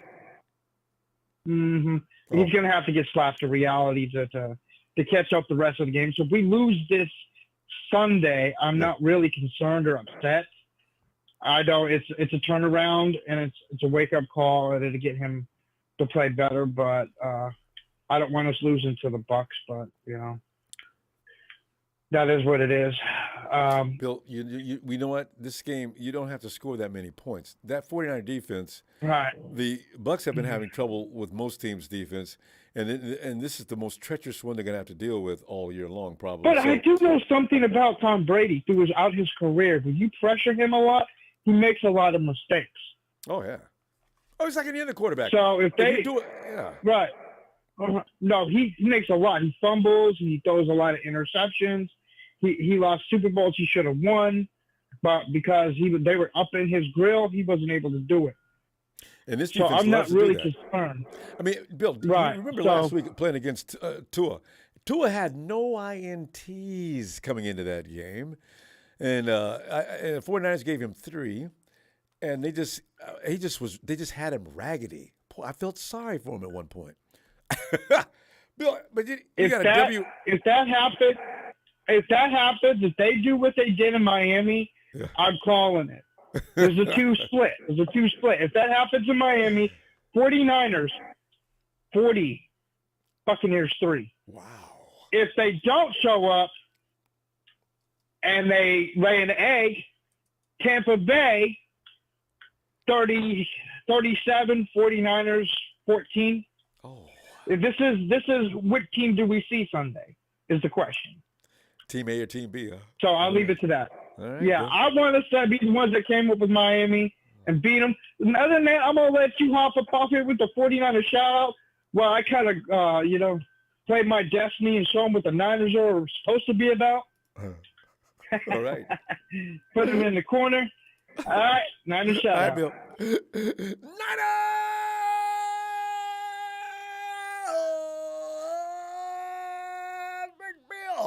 Bill. Have a night, Bill. Talk to you shortly. And one more thing I want to put on the record before I go. My wins are legit. I do not cheat. Later. Later, Bill. And let's go to check out Daryl. Hey, Daryl. Ronbo. Daryl. Hey, what's up, Ronbo? Daryl, the Bucks and Brock Purdy, and Sunday afternoon at the park, here we come. Can you hear me, Ronbo? Daryl, can you hear me? Is the question, because I've been hearing you the whole time. Oh yeah, I can hear you. Okay. I just want to start with Cal first of all. Cal Shanahan. Man. Okay. I got to give him props for the coaches he got with us. The coaches he sent away, they still good. I know, right? And the players that we have. And I feel if Jimmy go down, which he did, and come back, I keep Jimmy. I keep Mm-hmm. Brock, and I keep Trey. That'll be the best quarterback room you ever had. Jimmy could take us right now. Jimmy can take us now. You know what's so funny? It may end up being exactly the case of greatest quarterback room of all time. You go through 3 quarterbacks in a season, and you still wind up at the Lombardi in Santa Clara. And you still wind up with the trophy. That's a win-win. That's a win-win. And for the game, I think Hufanga, he'll have a good game this game because he got burnt a couple of times. Yeah. He learns. Hufanga can't handle speed. And the Buccaneers, they don't have no speed. Hufanga's going to have a big game. What's that? No, he won't have to deal. No, he will have to deal with that kid the one coming out of the slot. But they don't have Tyreek Hill speed. They don't have Waddle speed. They don't have that speed. That's right. So I think Huff is going to be the guy and to stop Brady because Brady don't have a running game. Yeah. He can't throw long. Yeah. Which he will. He'll test it, but he's not really throwing long. He's throwing short intermediate passes. Yeah, I think our linebackers going. I think our linebackers going to eat. I think you're right. Yeah, I right. think Fred Warner, Aziz, Greenlaw, I think they're going to eat this week. And a couple of tip passes, couple of tip balls, Hufanga will be taking it to the house. I want him blitzing. I love when he's standing back there, and all of a sudden you see this one player. Like he's anticipating the count, starts sneaking up toward the line of scrimmage. Then all of a sudden he explodes, almost perfectly timed. Has Hufanga ever got flagged for coming across that line too soon? I don't think so. He goes into movement, he trots up, he takes another step, he keeps going, and all of a sudden it's like he knows when he pulls one step. Boom! He's in the backfield immediately. Every now and then he's missed because the play ran past him, but boy, that boy gets into that field quick as if he knows exactly what's happening. He explained it on the Richard Sherman podcast. If you ever get a chance, watch Richard Sherman talking to Hufanga. I've seen it. I watch his podcast every day. Every time he come on. Wow. Man, Hufanga is something special. He only get beat when they go deep because he's peeking up front because he's being greedy. He's peeking up front. But with Brady and his short intermediate passing, he can stay up front. He's going to have a big game. And he's going to have a makeup game. He's going to have a big game. So, and I think, like I said, the linebackers, I think the linebackers going to eat this week. Nick Bosa, if you could rest him, man, rest him. Yeah. we need him for the playoffs. Do you think we can? I think we can. I think we can get away with the Bucks. I think we can get away. I think we can. As long as Armstead, if Armstead plugging up the middle, Tom Brady doesn't like to be pushed up the middle, just like Aaron Rodgers. They don't like to get pushed up the middle. If you can get in that lane where they can step up and throw, if you can take that from him and make him just step off his spot, I think we got him. But Armstead have to play. Nick Bosa, I think you give him a snap count. We need Nick Bosa. Or a snap count, man. Don't put him out there the whole time. Yeah, we can't have him with a nagging injury going down the stretch. That's how we lost last year. Everybody was beat up. I know, right? And we lose. All those bodies hurt just in time, not be able to contend. But it showed the character of our team. I know. It showed the character, man. Everybody in that room, just like now, the character with this 49er team and all our fans, we are great. The character with our team now, it's not like no other locker room. We stand up for each other. If you see like you say, the podcast, you said we all dogs. Yeah. If you're not a dog, you can't even be on this team. Because ain't nobody gonna talk to you in the 49 locker room. You ain't got that in you. Then what are you doing? Yeah, if you ain't got, you're on the wrong team. You're on the wrong team. They don't talk about each other. You don't hear them bickering. None of that stuff. They standing like everybody rallying around Brock Purdy and thinking we can go to the Super Bowl with Brock Purdy. So we got Brock Purdy. If Trey Lance become Trey Lance and can learn from Jimmy, if he can do what Jimmy do, add to what he can do, we got the best quarterback room, and it'll be cheap. Actually, because Brock is getting paid. It'll be cheap. Minimum wage, and you got Trey's on a rookie salary. Trey on the first rookie. round pick though, and I don't know what they're gonna do. And you got Jimmy G coming off an injury. He can't ask for so much money now. The problem is if he gets healthy and gets in there, we won't be able to afford him next year anyway. Some teams gonna offer him a lot. Because you know what? What we watch happen right in front of they may everybody. look at Jimmy as he stay hurt. I know. They Then might there say is we that can't. though. Yeah. They might say he stay hurt, and he might say I feel comfortable where I'm at. That's that thing. But for the score, I think the 49ers going to win. I think it's going to be 24-16. Yeah. We're all on the same page. Everybody's got around the same score. You know? Well, I gave Tom Brady a totally field goal disrespect in the second Brady. half. After that, that's over. Yeah, I give him a field goal. But I'm proud of our team, man. I mean, the way, even as fans, the way we rallying around Brock Purdy, like he Tom Brady. That's a 7th round pick. And the nice thing Rookie. about Brock, what's the nice thing about Brock is nobody hates him yet. You know, with Jimmy, there's a whole contingent of people, no matter what he does, they're going to hate him. He could win a Super Bowl. We still hate him. And with Trey, he developed a contingent of people that are all over him now, too. Gave Brock up so has much. nobody hating him. So you know what? He's got everybody's support right now. He got everybody's support. Yeah. Let me tell you what. And I think, but one more thing, I think if Brock Purdy can't get the ball to IU because he can't throw that long ball, I guarantee you, all our receivers, they'll be blocking their ass off this week. Because they're not getting the ball, but they're going to block, and it's going to be some running lanes open. It's going to be there, Daryl. We got to go, fam. I look for you Sunday. Okay. Hopefully you're right, and everybody else is right. Thanks, Anybody Ronbo. said nothing Much negative. love your platform. Thanks, fam. And bang, bang, not a game. You know it. Night, Daryl. Appreciate you, fam. And we quickly go. Hey, JJ.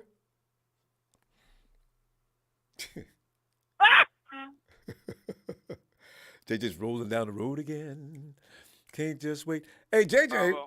You know, let's hear what you got to say about this game, man. What are you thinking?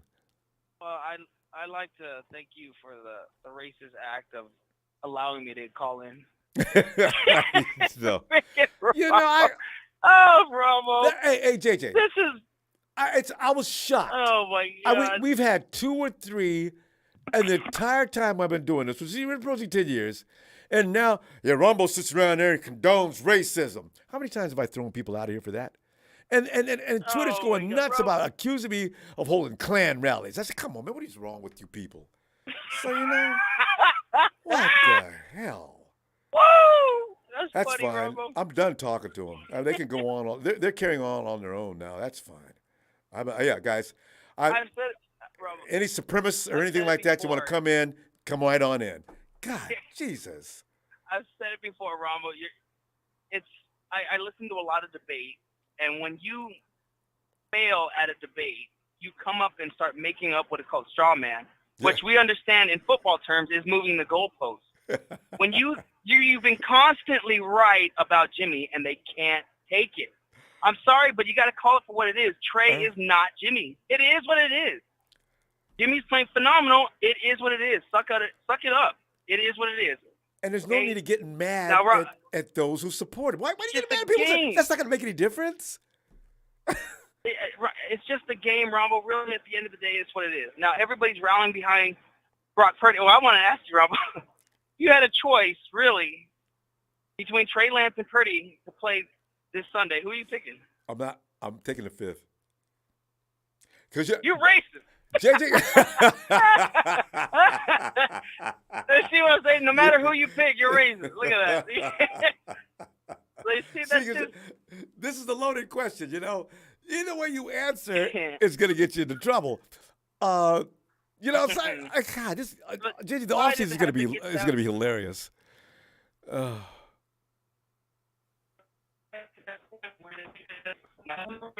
JJ, I lost you there. Where'd you go? Oh, man, I love hearing JJ's stuff. He's got disconnected somehow. JJ, find your way back in here.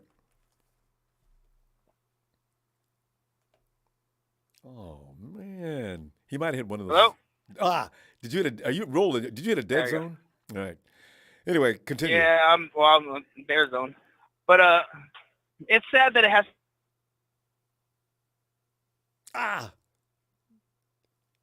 JJ, you got to cut off again. Yeah, Marcos J. Lambs will be in St. Louis again before they ever win another ring.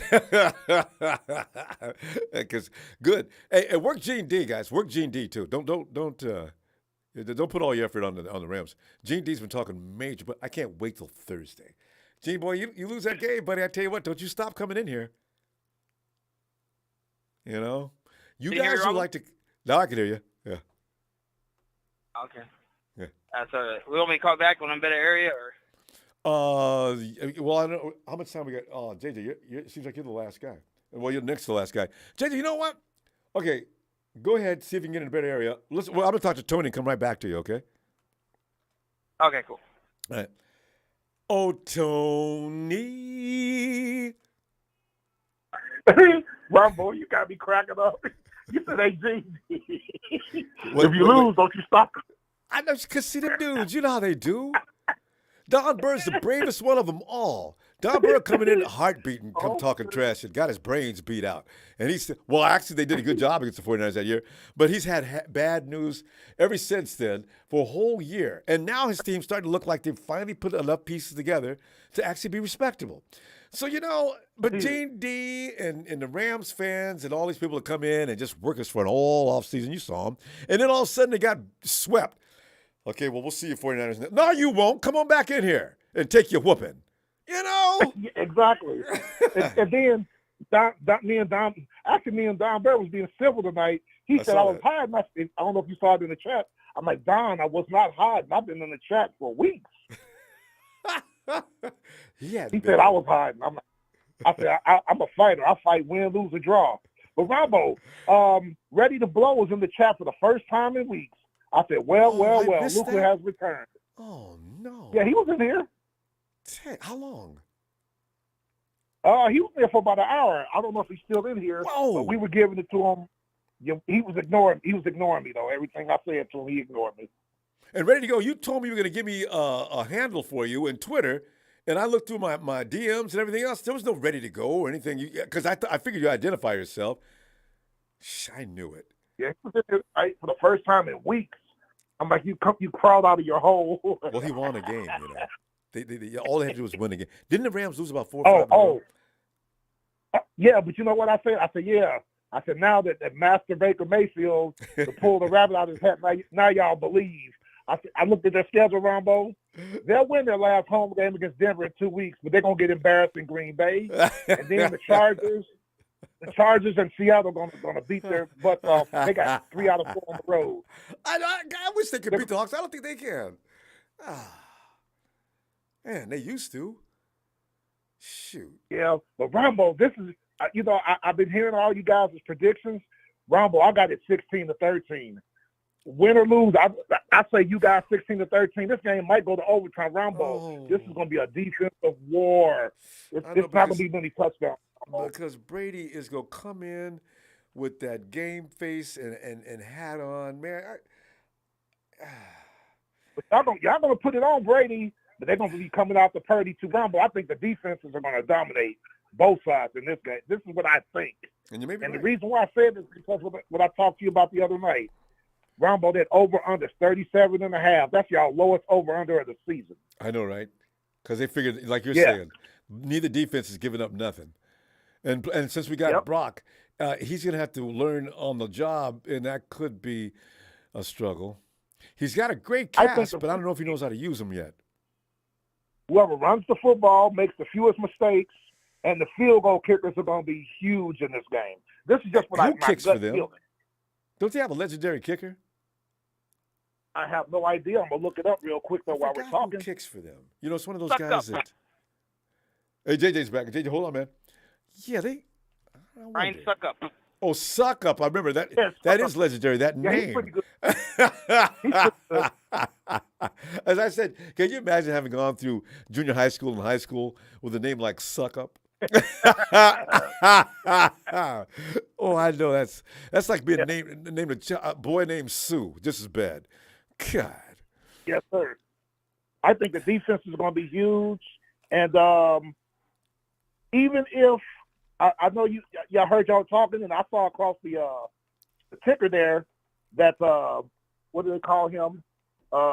Lenny Fournette might not play. Leonard Fournette. Yeah, is that true? Yeah, y'all better watch out for their third round draft pick out of Arizona State, Rashad White. Oh, he's got a couple of 100-yard games on his belt. And they don't know him. Right. Okay. And then that tight end that you talked about, Otten. Yeah. He's been coming on strong out of Washington. I saw him make that play last week. And that's what brought them back into that game. Damn it. Yep. But I just think the defense is going to dominate. In my opinion, and I could be totally wrong. I could be totally way off base. But if there's 2 touchdowns scored in this game, that'll be all that's scored. One by each side. I think field goal kickers and the defenses and the turnovers are going to decide this game. Well, you know what? That's bad news for us because if we can't Tom Brady has to need at least 2 scores to get in the fourth quarter, or he will get you. I don't know how he'll find a way, though. But Tom Brady's going to be the number 1 defense in the league, though. Yeah. I don't know. I do believe in that, though. Is good. Yeah, their defense is good, too. So, and y'all got the better field goal kicker, even though Suckup was good, too. But I get the slight edge to you guys with that field goal. Yeah, Robbie's, his heart pumps ice water in these situations, so... Yeah, he's already had his couple of misses for the year. He has a couple every year. He's had them already. He's probably ready. So. Yep.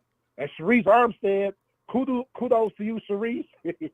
You gave it to Marketing Slow real good. She was awesome. She's my favorite, boy. And I've already warned those guys. No real serious attacks against women. You can talk football with her, but don't you go further than that. So they she works them. Oh, and I got it back too because I'll get on them. Yeah, she got them really good. And she has to think about the Rams. I've been telling people I saw her working G&D too. They said 28-17, and I said it ain't gonna be 30 points scored. It might be 20-17. If that the first team that reaches 20 should win though. But Ronbo, I just got a feeling 16-13. 17. I wouldn't even be surprised, Ronbo, if this game is 13-13 at the end of regulation. It goes over. I can't stand it. We'd have to go into regulation with Brock and against Tom. I don't like that matchup. And then a field goal wins the game. Yeah. Get the kickers ready. If you can kick them from 50 plus, that's a plus. Listen, Tony, we got to go. Gene D is in there talking about you like you wouldn't believe. So you'll That's what I'm gonna you let him know, you know. But Tony's got 16-13. We're not going the over under. We're not going to exceed it, and you know it's You worse. will win. Yeah. All right. Stop that run, though. I know. And don't worry, Julio Jones is a shell of his former self, so you don't have to worry about him. He only had 17 catches all year. Wow. I looked didn't it know up. his production was that low. It's probably been hurt half the time too. Yeah, All right. exactly. All right, But Tony. I'll see you Sunday, Ronbo. Can't wait, Gene, Tony. Good luck to your game too. Gene, your team, you too, sir. And well, we're off this week. This our bye. Okay. Well, okay, we'll see Gene, you Sunday. Then. The team is decent, but you're ass. I'll talk to you Sunday, Ronbo. Night, Tony. Later. Yeah, that's what GD. That's the one thing you've said that I was amused by. Imagine having a name like Butkus. But here's the thing: Butkus has probably never been small. Can you imagine junior high school, high school? What is your name again? Butkus. What about it? No, I just want to know. I'm just saying. I knew it. You know? I knew a dude's last name was Buttsburger. Wait, I heard that name before ever. too. Man. Just some names, and guys, their family name automatically gets them it's rough. In America, elementary school, junior high school to high school, you get nothing but disrespect for what you wear. Everything is just rough. With a name? Oh, what was that here? Yeah, me. Hey, JJ, go ahead, continue. Bargain Pro wants us to get done here because we're waiting for you to get back. Go ahead before you go out. I don't want to lose your signal. What else are we going to add to the fun stuff that JJ always brings? I got to go along with what the last caller said. That's that Atlanta dude, right? Yeah, Tony, yeah. I forgot his name, but Tony. I mean, because I hate to be somewhat of the downer. I mean, I do like what I see with Purdy, the attitude, that fire blitz that came at him and he got the ball off to Kittle. That was impressive. That was That's crazy. like I said. That's the stuff that you see that gives you that spark that tells you, hey, we might have something here. And sorry to say, I'm still waiting to see that with Lance, and I don't see it. But anyways, I'm hoping. Again, I got to be honest. Again, Mullins, when he came in, when Jimmy went down, looked great, and then the next game, Fizzled. he looked kind of shitty. I hope and that. even Jimmy did it this year. He looked great against the Hawks, and then when we played the Broncos, he kind of fizzled out. I mean, all the way I'm out, hoping. too. Yeah, that's why I'm like, I hear what the media is saying that we can still make a run. Okay, yeah, I understand defense wins games, but we still need to put points up on the board. Yeah. We can't. I mean, I can't go without saying, yes, his defense awesome, but we also got our ass beat 5 weeks ago against Kansas City with the same defense. I know we have players out, but it's like we got destroyed. You know, though, JJ, that game remains. I'm still putting that in a category of outlier for the year. You know, losing was one thing, but to get their asses handed to them, I don't see another team doing that again this year. Especially the 49ers gave up that many points. Did they put a 40 burger on us? Yeah, it was literally, they beat us by a complete 50 or 100%. I think it was 22 to 43 or something, 44. It was almost half of what we scored. Yeah. And then the game up in Mile High, that's the other twin, younger brother to that stupid game. I mean, if you guys can't score at all, are you serious? Because they obviously can't do anything against our defense, and you can't score 12. What did we lose, 11 to 10? What was that score? Oh. Yeah. I got to debunk what some dude said earlier about the Kaepernick coming and destroying the Patriots. We didn't really destroy them. Yeah, it was a high-scoring game because Brady came back, and it was in Gillette Stadium. Oh. But it was a very exciting game, but it's like the chance that Brock does that, I'm hoping it happens. I really do. Because I'm hearing what the players are saying. I mean, we got it. Not only are our defense is amazing, but our offense, we got some crazy kids. Debo is not human. That guy is not human, I swear. No, really. Kittle's he's been healthy, quiet. it's Juice scary. has been quiet. Huh? Yeah. I hate to be the downer with Ayuk, but Ayuk is not catching anything past 25 yards. Not because Jimmy's not getting it to him, but he can't catch it. Yeah. Everything that goes to him past that far, he's not catching it. That's for Ray and that's for Ray and Debo. Just leave it there. You know, anything past that. But he's going to have to help out. He cannot drop anything this week. JJ, always a pleasure. Even when you're honking and making them noises, you just add to the program. I know what you're talking about, Rob. That's not me. I know what you're talking about. Big Show does. JJ, let me see you Sunday. All right? Oh, I didn't get my score. Oh, your score? That's well, right. I don't even know what my score is. I think we'll pull it out. You can use WL if you want. But I don't. I think it'll be a W, and I'll end the whole thing again. As I said it before, God made one race, and that's the human race. Yes. All right. Thank you. Stop with this racist crap. Acts 16:27. We are all of one blood. White blood. You know, and standing there waiting for the other color to make a mistake. My God, unless it's really vicious, figure out if you could get a little love involved. My God. Anyway, JJ, we'll see you Sunday. Ronbo. They're gonna hate. I know. Nothing can be done about it. Anyway, JJ, looking forward to seeing you Sunday. All right, fam. Have a great night. All right, bud. You too. And Brian Gump, vote for the Pro Bowl. Tabor, Robbie, Mitch. Those names sound familiar. It's because Brian Culp is a huge advocate of special teams, as he's always the guy who speaks up for them when nobody else is talking about them. And they are so important. What would we do without Mitch? And Tabor, too, actually, now that he mentions him and Robbie. You know, we wouldn't have won as many games as we have, and you know it. Anyway, are we going back to Howard again? Is Howard there now? Howard? Oh, there you we were looking for you earlier. You are here. Okay. Yo, Howard. Yo, my bad. I had a family situation. My fault. You say you had a what? Had a family situation. My Well, I bad. just said candy. I said, wait a minute.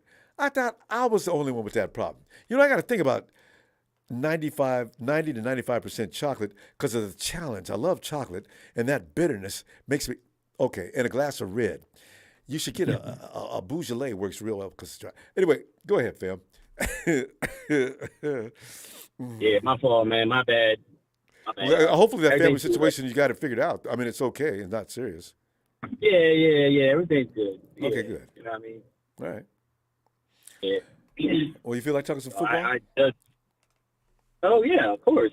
I mean, that's what we're here for. Yeah, all right. Well, tell me about it, man. We got a game coming up against a team that we got a lot of respect for, and for good reason. And what do you think is going to be the outcome of this game? And draw it up. Of course, everybody here loves. They just want to have Tom Brady. So of course, this is a game where you can expect Tom is going to show Kyle Shanahan and the whole organization, yo, watch this. I know. This is gonna be like an audition. This could be an audition, And or not it only could that- just be a fuck you right back. And not only that, y'all think I'm going to lose to that kid? You better think again. That's what's worrying me, too. Plus. Yep. You know what I'm saying? And then, but, you know, everybody here is like waiting for you know, Brock Purdy to just come out and just playing it again. You know what I mean? We're anticipating this happening again. You know what I mean? I don't know. Lightning striking I'm not twice? sure that's gonna happen. Yeah, Well, I don't know. I don't know if nobody it's gonna happen really in is. this game. Maybe not in this game, but I think he could make enough throws, and just he'll be a balanced attack in my opinion. I think Kyle will wise up this week and play Mason a little bit more, because if he knows better, do not run Christian a whole bunch in this game, because Tampa Bay has seen this dude 2 times a year. They seen him 2 times a year, every freaking year. So they know how to game plan for him. So if he's smart, Oh, that's right. I he forgot. should. He came out of that conference. Yeah. Yes. Every single year. So Yeah. Plus, I don't like the wear and I tear running wouldn't. against some tackles. That just really get nervous when Kyle continues to do that, and it's not necessary. I got Jordan Mason. I used to have Elijah Mitchell. He's fragile too, but he does a better job actually than McCaffrey does running between the tackles anyway. And Jordan Mason's a tough guy. And let me see some what's TDY? Was it TDP? TDP. Yeah. Give him the ball, Kyle. Let them big, strong dudes do this. No, I'm going to get the ball to C-Mac. Oh, Yeah, Kyle keep trying to give the ball to his nephew, trying to get him some stats. He could give it to him and give it to him out. Let him work against linebackers and stuff like that. We can actually do a number on him. Oh. Good. It's all good. It's all good, man. But, like I said, we are room for Brock Purdy, You know what I'm saying? That's all. We root for him. We run hard for him, you know what I mean? So, but I'm not going to be here saying, oh, he's going to be the franchise quarterback. I'm not going to do that. No, especially not now. We're just looking at his potential out there, and his bravery is what's giving people confidence in him to some degree. He doesn't seem to get flapped. I mean, he doesn't get frazzled. He stands. That look in his eye, like I know what I'm doing. That gives people hope. That's cool. Yeah, that's cool. You know what I mean? Like I said, let's not get too carried away yet. You know what I mean? We got to. Let him win I'm a wait a couple. and see guy. Yeah. Yes, I want to see him. Like, I'm excited for him. Don't get me wrong. I'm excited just because, you know what I mean? He seemed like a good dude, you know what I mean? But at the same time, we got to just temper our expectations with him. It's a lofty expectation. Walk with him. Let's walk with him. Don't run and have him try to catch up. You know what I mean? Let's walk with him. So I salute the Brock Purdy, you know what I mean? Yeah, but you know what? The offensive line, I don't know who's going to be out there starting on the right side of the line. There's always a lot of question marks. I guess they told Brock, listen, Brock, we saw you get rid of that ball pretty quick. You're going to have to really focus on that a lot this week because the offensive line is only going to allow you a maximum of 3 seconds, if that. So you got to make a decision quick and let it go. Because he did hold the ball a little bit against Miami, a little too long for me. But he'll hopefully he'll adjust. Yeah, I know. Trey is in his ear too. He's been there, talking to him and trying to like, yo, check out for this, look out for that, blah, blah, blah. You can see it. You know what I mean? Yeah, that's everybody. Yeah.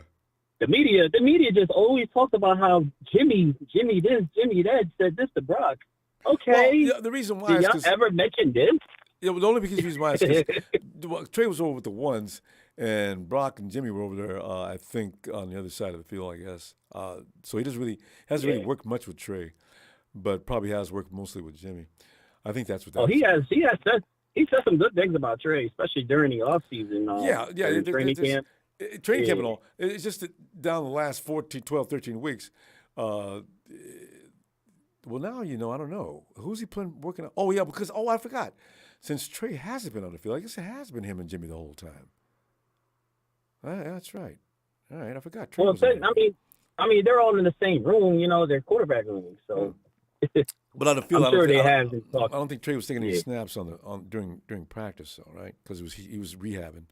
Anyway, Purdy also knew a lot before he came to us. I didn't realize he'd been in college the whole time. So he's 4 years. Yeah, that's good seasoning.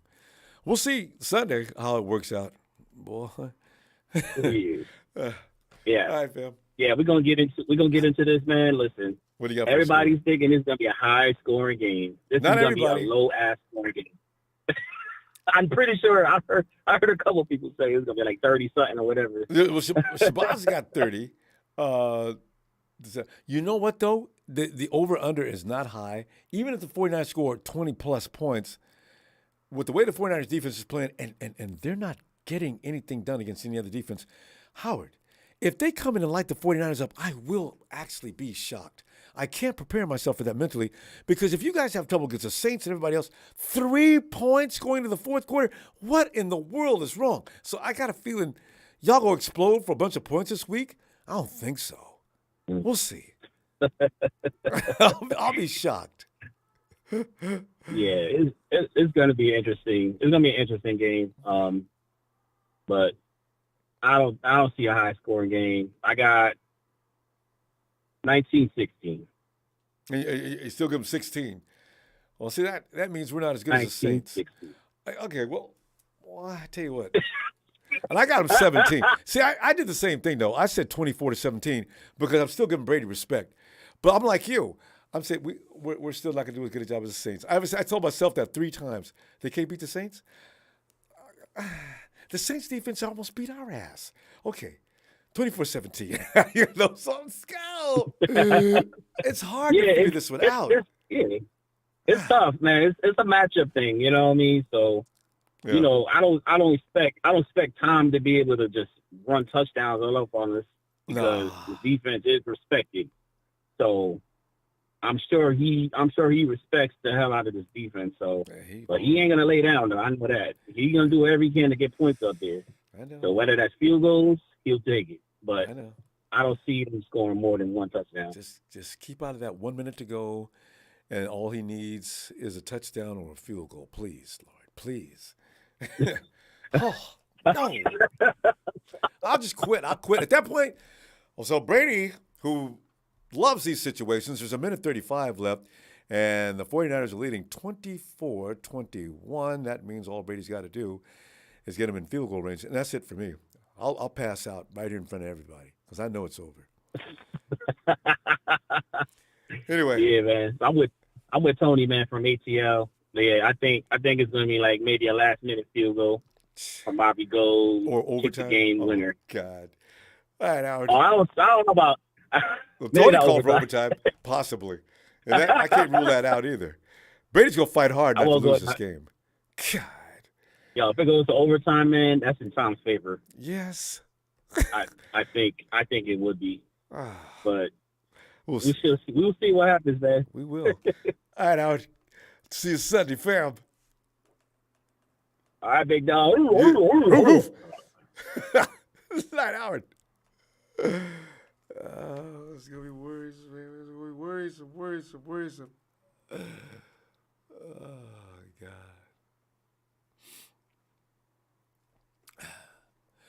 You know, I'll tell you what, fam. Thanks for contributions tonight. Try to relax if you can. It's gonna be rough. You know, a big show, Ronbo. You keep in touch with Yamin. I know, right? I don't even know where to find him, Michael. Show. I don't have no idea where he is. He was seen in here, I think, somewhere toward the beginning of the season or preseason, and he didn't stay long, and he never came back again. So yeah, I wish we could find him. That dude, man, I'd love to get him on the phone and have him talk. My boy, he used to bring people to their knees laughing. He'd say, Yamin, how many times? Yamin, Ronbo. And he'd go on and on and he did the whole Yamin thing for another 5-6 times. By that time, I'm already limp from laughing. But fam, I hope Yamin's okay. Please subscribe. No, I'm not a racist, and we do not condone racist behavior here. Listen, fam, let me say this about that, too.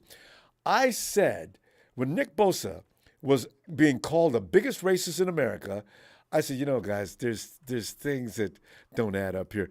I think Nick Bosa is not a racist, and I got plastered. How many guys on the 49ers roster, we got how many black guys on that roster, think Nick Bosa is a racist? I'm telling you right now, there are times when people ought to wait before they just decide a person's a racist. That's all I'm saying. You know, it's not always true. And I'm not saying it's never true, because I've ran into enough racists. Being black, I've ran into many racists, and I know that rhetoric when I hear it. But I'm saying, you know, can we please take it easy? If that dude was a racist, if Black Guy was a racist, we'd have known it a long time ago. How long has he been calling in here? Anyway, please, fam. All I'm asking is, please, patience, fam. We're all one family, not a gang, all right? God. Anyway, please subscribe and be a member of the contingent. It's going to be a part of the party each and every time we get together. And I'll say what, fam, see you Sunday. I'll be in your face at your place. I know.